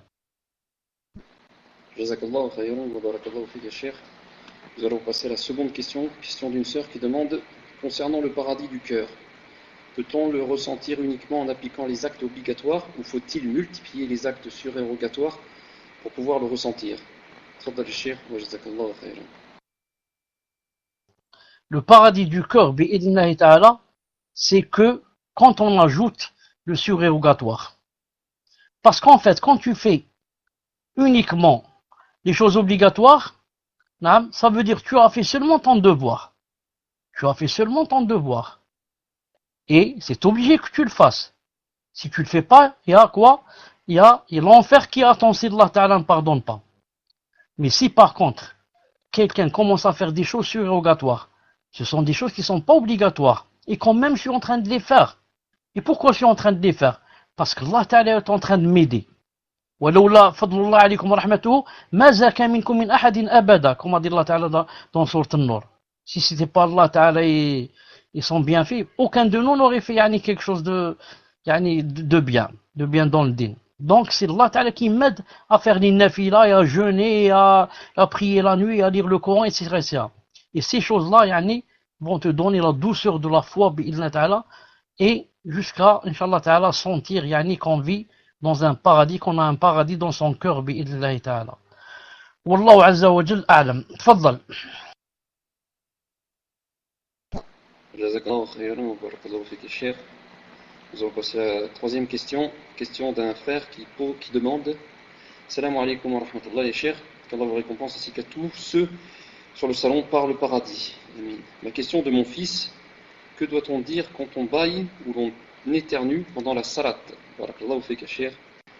Wa jazakallahu khayran. Tfaddal.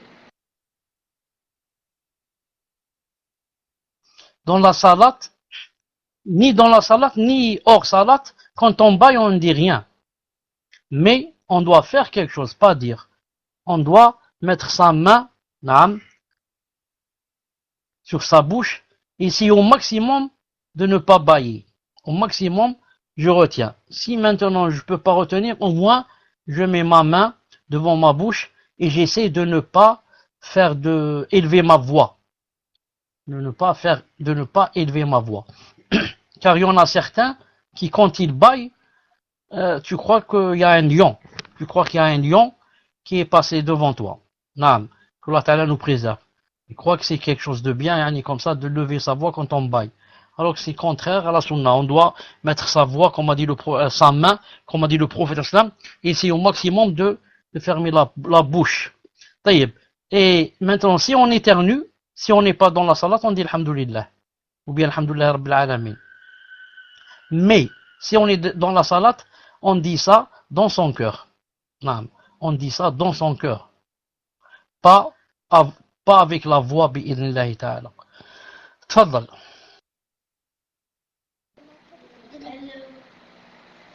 Barakallahu fik wa jazakallahu khayran, cheikh. Donc nous allons passer à la question numéro 4. Numéro 4, question d'un frère qui demande: pour faire l'aumône d'un puits au nom de quelqu'un d'autre que nous, faut-il que la personne soit absolument morte ou peut-on le faire de son vivant? Et cela est-il possible de la faire pour des mécréants en espérant que s'ils meurent pas musulmans, cela leur sert pour qu'ils soient moins dans les profondeurs de l'enfer? Tfaddal cheikh wa jazakallahu khayran. Deux petites choses. La première, c'est par rapport au sang. Si c'est possible, Mahmoud, d'ajouter un peu de sang au micro. Si c'est possible, Allahu alam. Et la deuxième des choses, je voudrais voir et vous répondre la prochaine fois s'il y a des savants qui disent que pendant la salat, si on dit alhamdoulilah, on peut le faire avec les lèvres aussi, en bougeant les lèvres, afouan. Je vais voir, Inch'Allah Ta'ala, s'il y a cette chose, et je vous répondrai le prochain cours, Inch'Allah Ta'ala, j'ajouterai ça si ça existe. Je relis: pour faire l'aumône d'un puits au nom de quelqu'un d'autre que nous, faut-il que la personne soit absolument morte ou peut-on le faire de son vivant? Et cela est-il possible de le faire pour des mécréants en espérant que s'ils meurent pas musulmans, cela leur sert pour qu'ils soient moins dans les profondeurs de l'enfer? Donc ici il y a deux questions. La première: pour faire l'aumône d'un puits au nom de quelqu'un d'autre que nous, faut-il que la personne soit absolument morte ou peut-on le faire de son vivant? Il y a un athar de l'un des Sahaba ou l'un des Tabi'in, j'ai oublié. Mais authentique. Cheikh Al-Albani l'a authentifié. D'ailleurs, une fois quand j'étais au Koweït, j'ai fait une Jumu'ah et j'ai cité ce athar, je me rappelle très bien. J'ai vérifié ce athar, j'ai trouvé qu'il était authentique, je l'ai cité. Comme quoi, donc, un des pieux prédécesseurs avait le genou, une grande plaie dans le genou. Il s'est soigné au maximum. En, en كيفاش يقولوا يعني il a essayé toutes les herbes possibles tout ce qu'il y a يعني tous les médicaments possibles tous les remèdes possibles aucune يعني نتيجة comment on dit نتيجة aucune comment on dit pas subhanallah العظيم comment on dit donc il n'y a pas de j'ai pas trouvé le mot attendez ماشي le remède يعني pas de remède. Le remède, c'est ce qu'on prend quand on est malade, etc. Je veux dire que ça n'a pas donné de quoi. Qu'est-ce qu'on dit? Ça n'a pas donné de solution. Hein?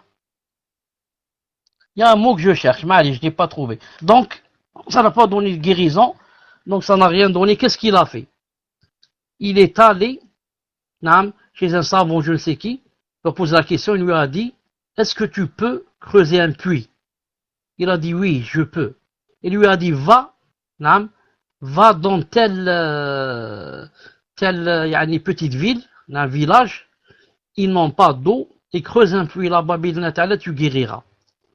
Et il est allé, il a vérifié que vraiment il n'avait pas d'eau, et il a creusé un puits. Ce n'est pas obligé que ce soit lui qui creuse, mais avec son argent. Donc il a vu 2 ou 3, ils ont creusé, et, ou bien peut-être lui il a creusé, Allah alam, c'est dit que quand ils ont commencé à creuser, Maloul on creuse, et on descend, il n'y a toujours rien. Ça, c'est de la terre. Ensuite, tu donnes un coup de pioche, et voilà, ça jaillit l'eau. L'eau commence à jaillir. Il a dit, dans ce hadith-là, il a dit, à la première vision d'eau, la première goutte d'eau qui est sortie de la terre, j'ai jeté un coup d'œil à ma plaie, j'ai trouvé qu'elle était devenue sèche.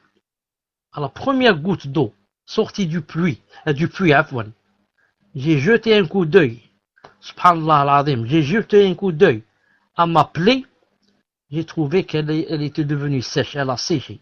Ça veut dire, classe, 2-3 jours, elle va disparaître.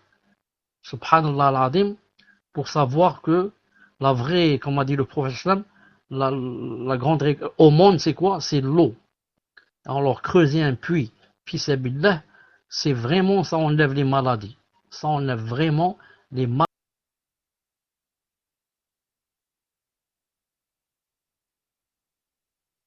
maladies, bi'idhna ta'ala. Et, yani, voilà. Quant au kafir, on ne peut pas lui faire ça. Pourquoi? Parce que le kafir, quand il meurt,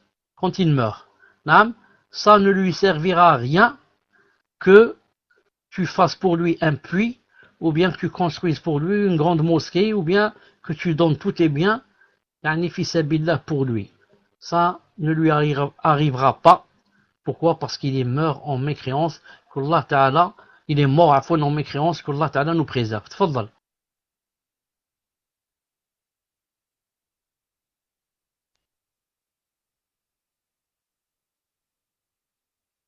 Jazakallahu khayran, ya chef.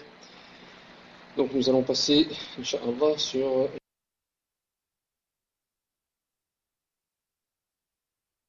Non, une seconde, je t'ai enlevé le micro. Pourquoi? Parce que le mot que je cherchais tout à l'heure, quand j'ai dit qu'il a employé tous les remèdes et qu'il n'y avait pas de, c'est quoi, Ali, de, il n'y avait pas de résultat. Je cherchais le mot résultat. Il n'y avait pas de résultat. Ma'alish, tfaddal.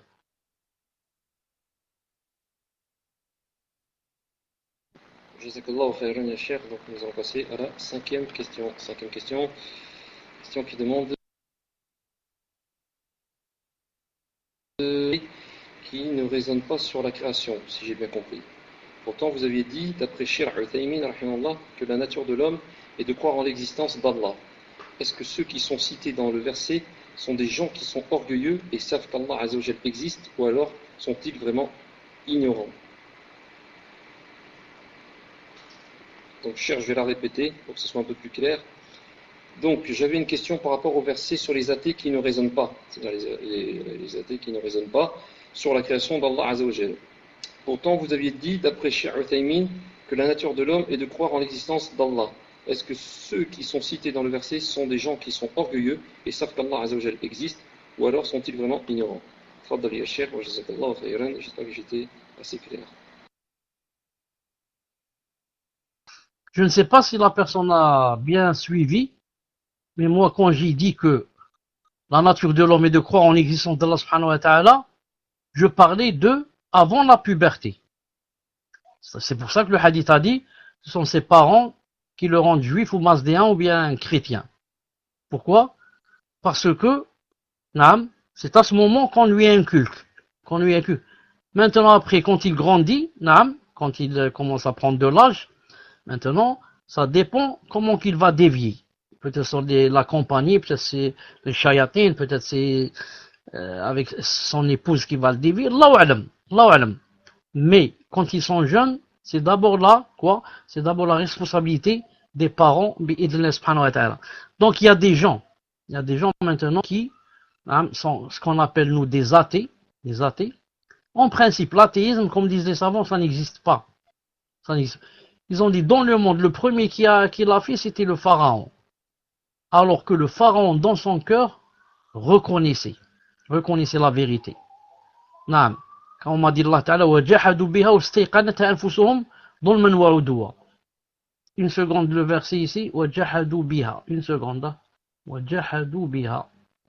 وَجَحَدُوا بِهَا. جحدوا. شوف. وَجَحَدُوا بِهَا وَاسْتَيْقَنَتْهَا أَنفُسُهُمْ ظُلْمًا وَعُدُوًا. فانظر كيف كان عاقبة المفسدين. Il parlait de Pharaon et la clique. Il parlait de Pharaon wa Jama'atuhum. Ils les nièrent injustement. Ils nièrent les versets injustement et orgueilleusement. Tandis qu'en eux-mêmes, ils y croyaient avec certitude. Regarde donc ce qu'il est devenu des corrupteurs. Il parle de Pharaon et sa clique. Ils nièrent tout ce que a dit Moussa, orgueilleusement. Tandis qu'en eux-mêmes, ils y croyaient avec certitude. Non. C'est pour ça qu'en fait l'athéisme, ça n'existe pas. Toute personne a été créée pour croire en Allah subhanahu wa ta'ala. Mais après, elle a dévié du chemin, les shaytans ont joué leur rôle, et d'autres personnes aussi d'autres facteurs ont joué le rôle, et maintenant il a dévié. Alors qu'au fond, dans le cœur, il y a cette croyance. Mais maintenant, c'est comme si, pour que vous compreniez un peu, c'est comme si par exemple, tu as une boussole. Je te donne une boussole. Donc la boussole, tu es sur un bateau, la boussole, c'est elle qui va te montrer le nord, le sud, pour y trouver le chemin. Mais maintenant la boussole, par exemple, là, elle est remplie par exemple de poussière, ou bien remplie de, comment on dit, d'humidité par exemple, et tu n'as pas comment essuyer. Donc, maintenant tu ne peux plus voir le chemin où est-ce qu'il est. Là, la personne ne sait plus ce qu'elle fait. Là, on dit elle a perdu la boussole. Le kafir, il a perdu la boussole, il ne sait plus maintenant s'il y a pas Dieu, ceci, c'est cela. Mais qu'en fait, dans le cœur, au fond, il y a ça. Mais maintenant, le cœur est scellé, il ne voit plus la vérité. La boussole du bateau, tu vas la nettoyer un peu, tu vas voir, regarde, c'est par là le chemin. La même chose de kafir. S'il veut écouter, et revenir au haqq, tu lui expliques un peu, il revient vite. Et il annonce sa reconversion. Mais s'il veut pas, il veut suivre le shaitan, il veut suivre les passions, etc., tu pourras rien faire, bi'idhnillah. Tfaddal. Jazakallahu khayran ya Cheikh.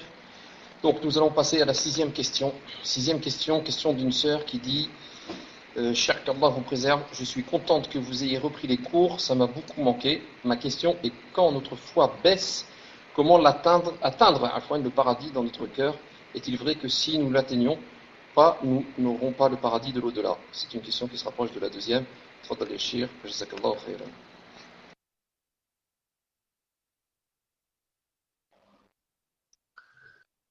Maintenant, Fawzi vient de m'envoyer, il dit, cher s'il vous plaît, mais je vous envoie une fatwa sur l'éternuement. Cette fatwa, ne m'est pas encore arrivée, peut-être parce que mon PV est fermé, mais à 80%, je sais que tu vas me parler, Wallahu ta'ala alam, tu vas me parler du sahabi qui a éternué et qui a dit, Alhamdulillah, qui s'appelle Muawiyah radiallahu anhu. C'est pas Muawiyah qu'on connaît, Sulami. Non, je crois que c'est ce hadith, Wallahu ta'ala alam. D'ailleurs, on va vérifier. Comment qu'on fait pour que tu m'envoies le PV, Fawzi? Comment qu'on fait pour que tu m'envoies le PV? Sinon, écrivez-moi. Non, mets-le, tu peux pas si c'est pas long, mets-le comme ça, on va lire. Oui, elle doit dire, alhamdoulilah, qu'il a porté dans un hadith authentique, kilo hada, au contraire, il a dit, certes, j'ai vu tel, du fait que, il n'annule pas la prière. Ça, hadith, je la vois. Tu l'as lu, Mahmoud, lis. Cher, je vous lis laquelle? Parce que moi j'en ai une que notre frère Abou Tourab, d'ailleurs, qui vous passe le salam, n'a pas pu participer pour une raison. Donc il m'a envoyé une de celle de Cheikh Al-Bani, rahimahullah. Donc celle de Cheikh Al-Bani, rahimahullah, dit, donc je vais vous la lire, à 2 secondes. Est-ce qu'une personne qui éternue alors qu'elle est en prière peut dire Alhamdulillah? Donc réponse de Cheikh Al-Bani, rahimahullah, si cette personne se situe derrière un imam lors d'une prière à voix haute en groupe, alors il ne lui est pas autorisé de prononcer quoi que ce soit. Par contre, si elle prie en groupe lors d'une prière à voix basse, ou si elle prie seule, et l'éternuement a lieu en dehors de la récitation du Coran, il lui est permis dans ce cas de dire Alhamdulillah. Et ceci n'est pas autorisé pendant la récitation du Coran afin de ne pas insérer à la parole d'Allah Azza wa Jal ce qui n'en fait pas partie. Et Alhamdulillah doit être prononcé à voix basse. Donc c'est de Cheikh Al-Albani. Tfadal ya Cheikh. Taïeb, est-ce que quelqu'un a autre chose? Fawzi, est-ce que tu as autre chose ou bien c'est la même? Habib, tfadal pour l'autre, tfadal. Donc Habib a mis la parole de, ça doit être, il m'a pas mis de qui, Cheikh, Allah alam, il va me le mettre après, Inch'Allah. Donc Habib, est-ce qu'il veut mettre de qui est la fatwa, Inch'Allah. Donc quand une personne éternue pendant la prière, qu'elle soit obligatoire ou surérogatoire, doit-elle dire Alhamdulillah? Donc la réponse est oui, elle doit dire Alhamdulillah, louange à Allah, car il est rapporté dans un hadith authentique que le prophète sallallahu alayhi wa sallam pria avec une personne qui loua Allah après avoir éternué et ne le réprimanda pas. Au contraire, il dit, certes j'ai vu tel et tel nombre d'anges tous se concurrencer afin qu'ils soient les premiers à l'écrire. De plus, le fait de louer Allah Azza wa Jal est une sorte d'évocation d'ikr et n'annule pas la prière. Donc c'est de Cheikh Ibn Baz, rahimahullah. Tfadal ya Cheikh, jazakallahu khayran. Donc, alhamdulillah, donc, on est d'accord, que, on dit alhamdulillah, reste que moi j'ai dit dans le cœur, et que Cheikh Al-Albani a fait, cette distinction, il a dit, si c'est à voix haute, lors d'une prière à voix haute en groupe, alors il ne dit pas. Par contre, s'il prie en groupe lors d'une prière à voix basse, ou si elle prie seule, et l'éternuement a lieu en dehors de la récitation du Coran, il lui est permis, dans ce cas, de dire alhamdulillah. Il a ajouté une précision que, je ne dis pas au milieu du Coran, alhamdulillah rabbil alamin, rahman rahim, par exemple, je lis, Malik yawmiddin, ensuite, alhamdulillah, et je continue. Sinon, il a dit, tu vas insérer à la parole d'Allah ce qui n'en fait pas partie. Non. Donc, alhamdulillah, voilà, Inch'Allah ta'ala, la réponse, comme ça, pour que je ne cherche pas, pour la fois prochaine, Inch'Allah ta'ala. Tfadal. Jazakallahu khayran ya Cheikh. Donc je vous ai envoyé un petit truc en whisper, Inch'Allah. Donc je vais passer à la question suivante. Question suivante, qui était juste après celle... Tfadal ya Cheikh. Moi, pour vous dire la vérité, moi, dans mes habitudes, quand je prie, et que j'éternue, je dis alhamdulillah entre mes lèvres. Je dis alhamdulillah entre mes lèvres. Je fais à peine bouger mes lèvres. Mais si par exemple je suis aux toilettes je dis dans mon cœur, sans bouger mes lèvres. Et si je suis par exemple dans la salade, ça m'arrive d'éternuer, ça m'est arrivé plusieurs fois. Je dis alhamdoulilah en bougeant un peu mes lèvres. Mais j'ai pas voulu prendre cette responsabilité de le dire jusqu'à yani, que je me rappelle le dalil bi'idhnillahi ta'ala. Tfaddal. Jazakallah khairan, ya Cheikh. Donc, on revient à la question numéro 6. Donc, c'est une question d'une sœur qui a dit: je suis contente que vous ayez repris les cours, ça m'a beaucoup manqué. Ma question est: quand notre foi baisse, comment atteindre le paradis dans notre cœur? Est-il vrai que si nous l'atteignons pas, nous n'aurons pas le paradis de l'au-delà? Tfaddal ya Cheikh, wa jazakallah khairan.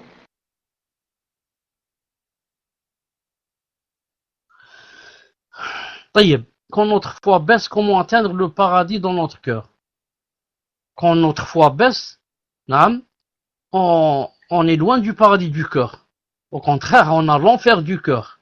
On se sent vraiment yani, mal à l'aise, on se sent faible, on se sent hypocrite, on sent que Allah Ta'ala n'est pas ravi de nous, on sent que si on meurt comme ça, yani, c'est grave, etc. Ça, c'est quand la foi baisse. Mais on ne peut ressentir le paradis du cœur que quand la foi est masha'Allah. Quand je travaille ma foi, naam, et que je la fais monter bi'idhnillahi ta'ala, c'est là que je commence à sentir le paradis du cœur. Je voudrais être, je suis très content, j'aime tout le monde, j'aime mes frères, j'aime mes sœurs, je voudrais donner de l'argent fisabilillah, je voudrais ne pas arrêter de prier, je voudrais jeûner, je voudrais faire du bien, et comme ça. C'est le paradis du cœur. Maintenant, quand c'est quand c'est les péchés, péché sur péché, péché sur péché, ensuite, qu'est-ce qu'on a? On a, je ne sais pas si ça se dit, on a l'enfer du cœur. Yani, on a le cœur serré, on a l'angoisse, on est dégoûté, on veut pas recevoir les gens, on veut pas. Mohim, mais il y a une chose, qu'Allah Ta'ala nous préserve. Et il dit ici, est-il vrai que nous l'atteignions pas, hein? Est-il vrai que, yani, nous n'aurons pas si on n'atteint pas le paradis du cœur, on n'aura pas le paradis de l'au-delà. Ça, c'est une phrase qu'a dite Ibn al-Qayyim rahimahullah ta'ala, la prenant de son cheikh Ibn Sheikh al-Islam rahimahullah ta'ala. Il a dit: inna lillahi jannatan fil ard, man lam yadkhulha lam yadkhul jannat al-akhirah. Allah ta'ala a un paradis yani sur terre, celui qui ne rentre pas ne rentrera pas le paradis de l'au-delà, et il part du cœur. Ça, pour expliquer cette phrase que si on rentre pas le paradis de la terre, on rentre pas le paradis de l'enfer, pour comprendre cette question, cette chose, il faudrait entendre par paradis du terre, celui qui ne rentre pas au moins en islam. Celui qui ne rentre pas au moins en islam. Car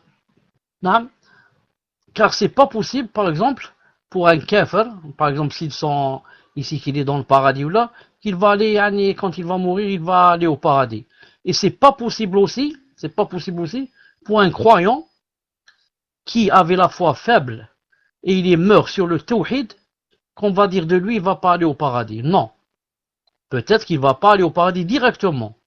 Mais tout croyant qui meurt sur le tawhid ira au paradis, même s'il reste des millions d'années en enfer. Sa fin sera le paradis bi'idhnillah subhanahu wa ta'ala. Donc on va dire, pour expliquer la phrase de Cheikh l'Islam, que celui qui ne rentre pas dans ce paradis, du cœur, ne rentrera pas peut-être directement au paradis. Il passera peut-être par l'enfer d'abord pour aller au paradis. Sinon, car pour avoir le paradis du cœur, il faut vraiment avoir un bon niveau dans la foi. Faire les choses obligatoires, faire les nafila, lire beaucoup le Coran, étudier la science, ceci, cela, tu arrives, Inch'Allah Ta'ala, au paradis du cœur. Dans ce cas, si la personne meurt sur cet état avec le paradis du cœur, Inch'Allah, elle va aller directement, Inch'Allah Ta'ala, au paradis. Wallahu Ta'ala alam, tfaddal. Jazakallah khairan, ya Cheikh, barakallahu fik. Nous allons passer à la question numéro 7, question d'une sœur qui demande: je suis une sœur de France. Ma mère est avec un homme depuis plusieurs années. Ils ne sont pas musulmans. Ils ne sont pas mariés, mais paxés. Donc, cher, je vous explique, le pax, c'est en France, c'est un truc qui fait que l'homme et la femme sont ensemble, ils ont un contrat qu'ils signent, mais c'est pas un mariage. Ma question est, est-ce que cet homme est considéré comme étant un mahram pour moi? Ai-je le droit de me découvrir devant lui? Barakallahu fik cheikh. Tfadal cheikh wa jazakallahu khairan. Non, paxé, mais je suis taxé. Paxé, ya cheikh.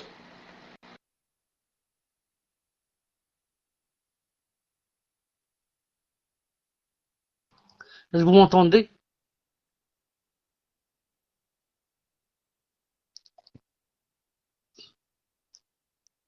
Alhamdoulilah. Paxé. Naam. Vous lisez que Habib a été boncé ou là vous lisez pas ça avec moi? Oui. Taïeb. Pourquoi? Parce que le programme que j'ai maintenant, il faut bien faire attention, vous les admins. Si vous écrivez quelque chose de péjoratif, il va vous bouncer directement. Donc je sais pas ce qu'a écrit Wasmouhada Habib. Je vais lire ce qu'il a écrit. S'il y a un mot mal déplacé, il va se trouver dehors. On va lire, je vais voir ce qu'il a écrit là.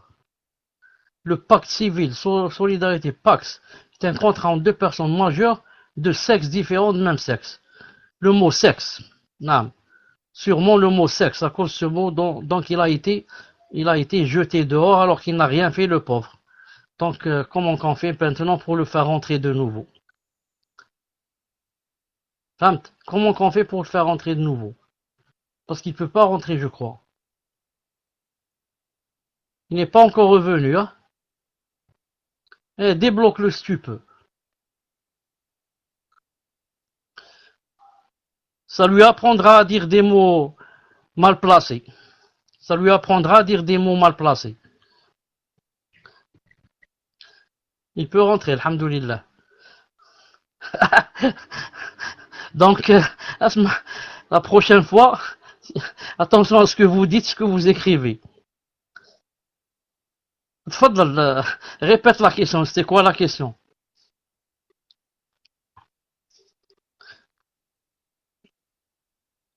Bon, avant cela. Habib, écrit numéro 1 sur mon temps, Habib. Habib.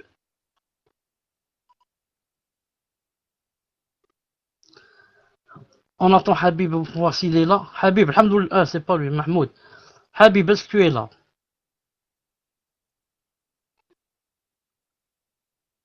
Et même le salam, je sais pas si vous avez remarqué que quand quelqu'un écrit en arabe salam wa alaykoum wa rahmatullah wa barakatuh, le programme lui répond de lui-même. Habib, il est là, alhamdoulilah. Je voulais juste lui dire que pour que la prochaine fois, pour qu'il soit pas bousé, il faudrait qu'il n'écrive pas des choses, yani, des choses qui, pour le programme, ce sont des mots mal placés. T'as ce qu'il fait, Habib. Il faut choisir les termes yani, pour ne pas être bousé à chaque fois. Il faut choisir les bons termes. Car dans ce que tu as écrit, tu as employé le mot sexe. C'est pour ça que tu as été bousé. Voilà, Inch'Allah Ta'ala. Tfadal.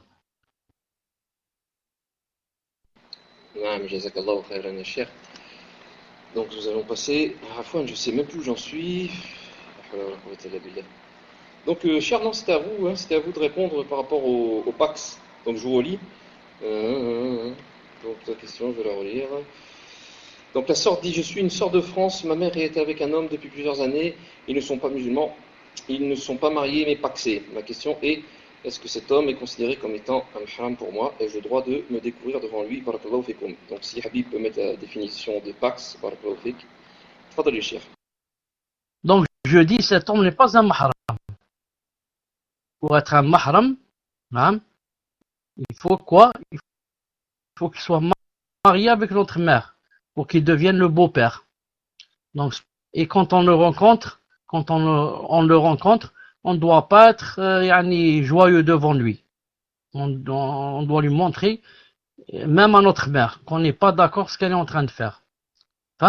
Et si c'est possible aussi, si j'ai un appartement tout seul, je leur dis, je dis à ma mère, quand tu viens, je n'accepte pas que tu viennes avec cet homme. Tu viens chez ta fille, c'est ta maison. Marhaban bik, c'est ta maison. Mais cet homme, je le fais pas rentrer chez moi. Tu viens seul, bi'idhnillah.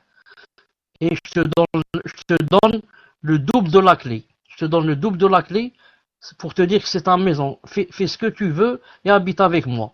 Mais je veux pas de cet homme avec toi. S'il est avec toi, il vient pas chez moi. Il vient pas chez moi. Naam, tfaddal. Jazakallahu khairan ya Cheikh. Donc nous allons passer à la question suivante. Inch'Allah. Question numéro 8. Question 8 et dernière question à Cheikh. Donc, question d'une sœur qui demande: quel plaisir de vous retrouver, cher, qu'Allah Ta'ala vous accorde la guérison ainsi qu'à tous nos malades, et qu'il vous accorde le firdaus ainsi qu'aux admins et ainsi que ceux qui nous écoutent. Amin. Cher, est-il permis et aurions-nous la récompense si nous ne construisons pas de puits nous-mêmes, mais que nous donnions de l'argent à une association afin que celle-ci le fasse tout en mettant dans notre cœur que c'est pour un tel ou un tel. Barakallahu fika cher, wa jazakallahu khayran. Donc le cher, je viens juste de recevoir la 9e question, donc c'est pas la dernière question. Hein. Toi d'aller cher. Oui, j'ai dit tout à l'heure, si vous avez entendu, quand j'ai expliqué le athar du pieux prédécesseur qui a creusé un puits. J'ai dit, je ne sais pas si c'est lui qui a creusé, délégué, voilà. L'essentiel, c'est de creuser le puits avec quoi? Avec ton argent, toi. Non. Maintenant que tu délègues des gens qui creusent, ou bien c'est toi qui creuses, c'est la même chose. C'est la même chose. Bi'idhnillahi subhanahu wa ta'ala. Naam, tfaddal. Jazakallahu khairan ya Cheikh. Donc nous allons passer à la 9e question.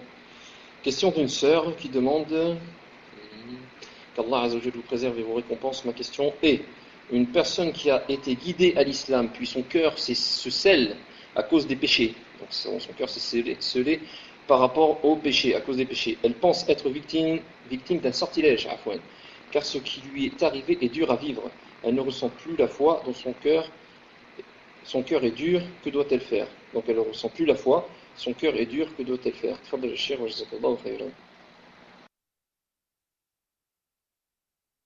Juste pour ne pas oublier, Inch'Allah Ta'ala, par rapport à la question précédente, est-il permis aurions-nous la même récompense si on ne construit pas de puits, mais nous donnons l'argent à une association? Je dis, donner de l'argent à l'association, il faut être très prudent. Pas toutes les associations auxquelles on donne de l'argent, ça veut dire qu'elles vont le mettre à bon escient. Pas tout le temps, non. Tu peux donner de l'argent et on va faire autre chose avec et on dit qu'on a construit un puits. Ou alors ils vont construire un petit puits et les autres ils vont les prendre ou je sais pas qu'est-ce qu'ils vont faire avec. Donc il faut être sûr vraiment que c'est une association de confiance et connue, etc., etc. Et il y en a très peu. Et il y en a très peu qui se comptent sur les bouts des doigts. Sur les bouts des doigts. Ou bien sur les doigts de la main. C'est pour cela que dans les pays comme ça, comme en Égypte, en Algérie, comme ça dans les petits patelins, les petits villages, il y a tout le temps et toujours des gens qui creusent des puits, avec quoi? Avec leurs mains et les pioches, et si on les paye.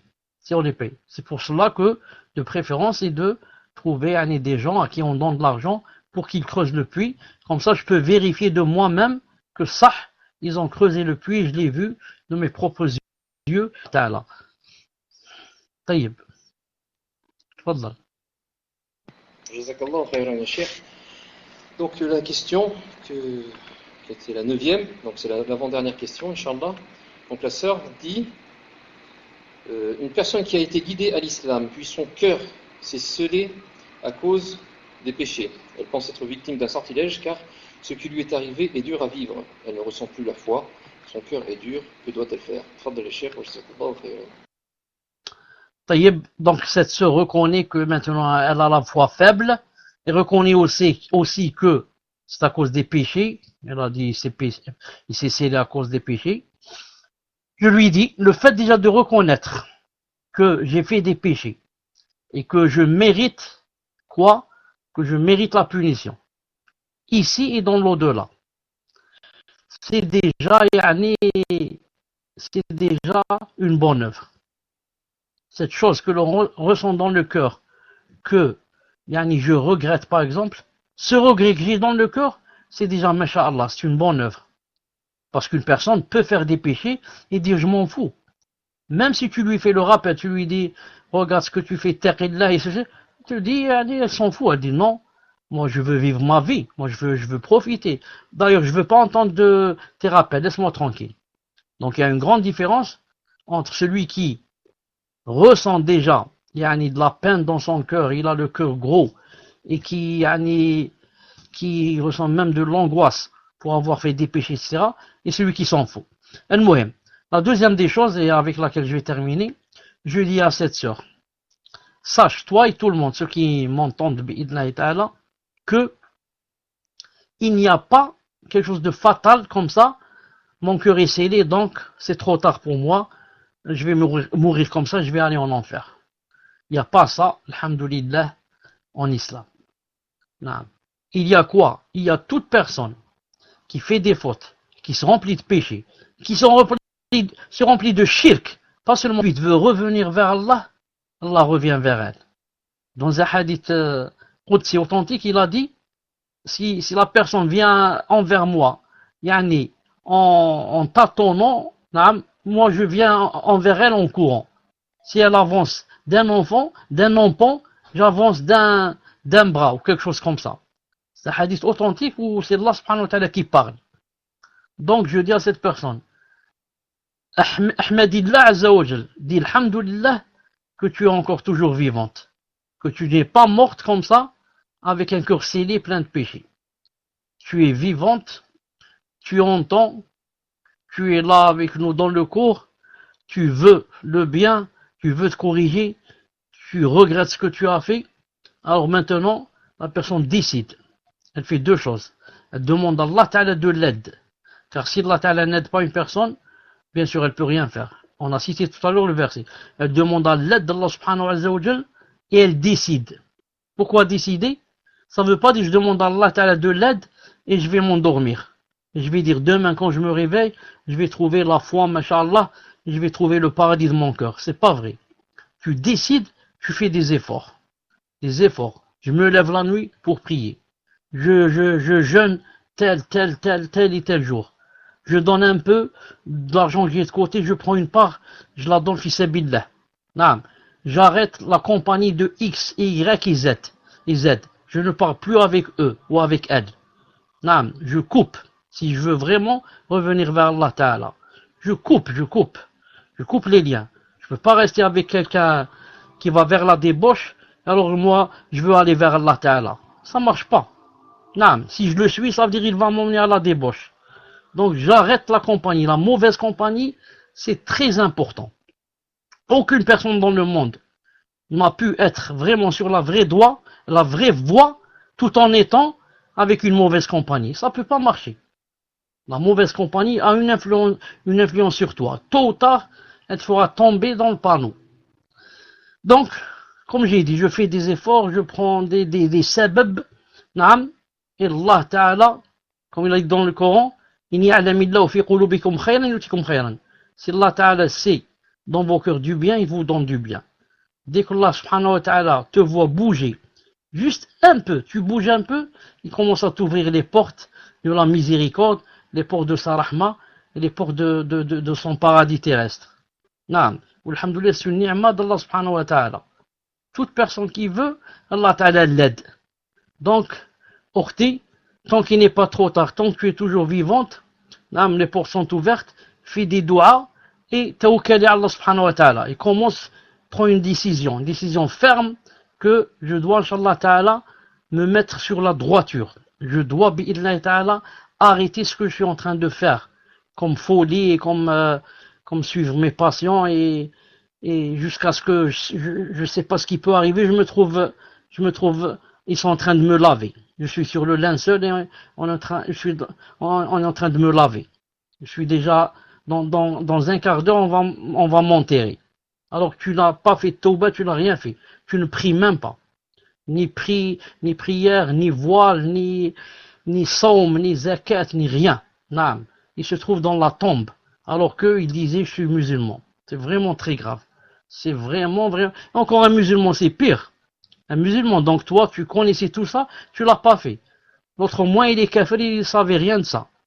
Il ne savait rien, il avait le cœur scellé, les yeux fermés, les oreilles bouchées. Mais toi, tu dis, je suis musulman, tu entends l'adhan, tu sais qu'il y a l'au-delà, tu sais qu'il y a ceci, cela, et tu ne fais rien. Et au contraire, tu fais seulement ce que Allah Ta'ala n'aime pas. Ça, c'est vraiment grave. Non, c'est pas grave autant que le kafir, mais c'est vraiment grave. Qu'Allah Ta'ala nous aide, qu'Allah Ta'ala t'aide, ya ukhti, ya binti, qu'Allah Ta'ala t'aide, qu'Allah Subhanahu wa Ta'ala t'ouvre ton cœur.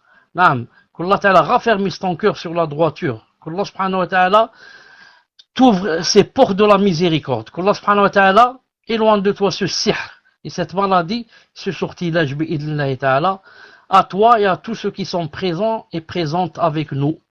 Amin. On va se rencontrer, Inch'Allah ta'ala, samedi prochain. Si d'ici là, il y a un dars au milieu de la semaine, vous verrez ça sur Twitter ou bien sur mon site, car sur mon site, il y a aussi Twitter. Subhanakallahumma bihamdik, shahadu an la ilaha illa ant, astaghfiruka wa atubu ilayk.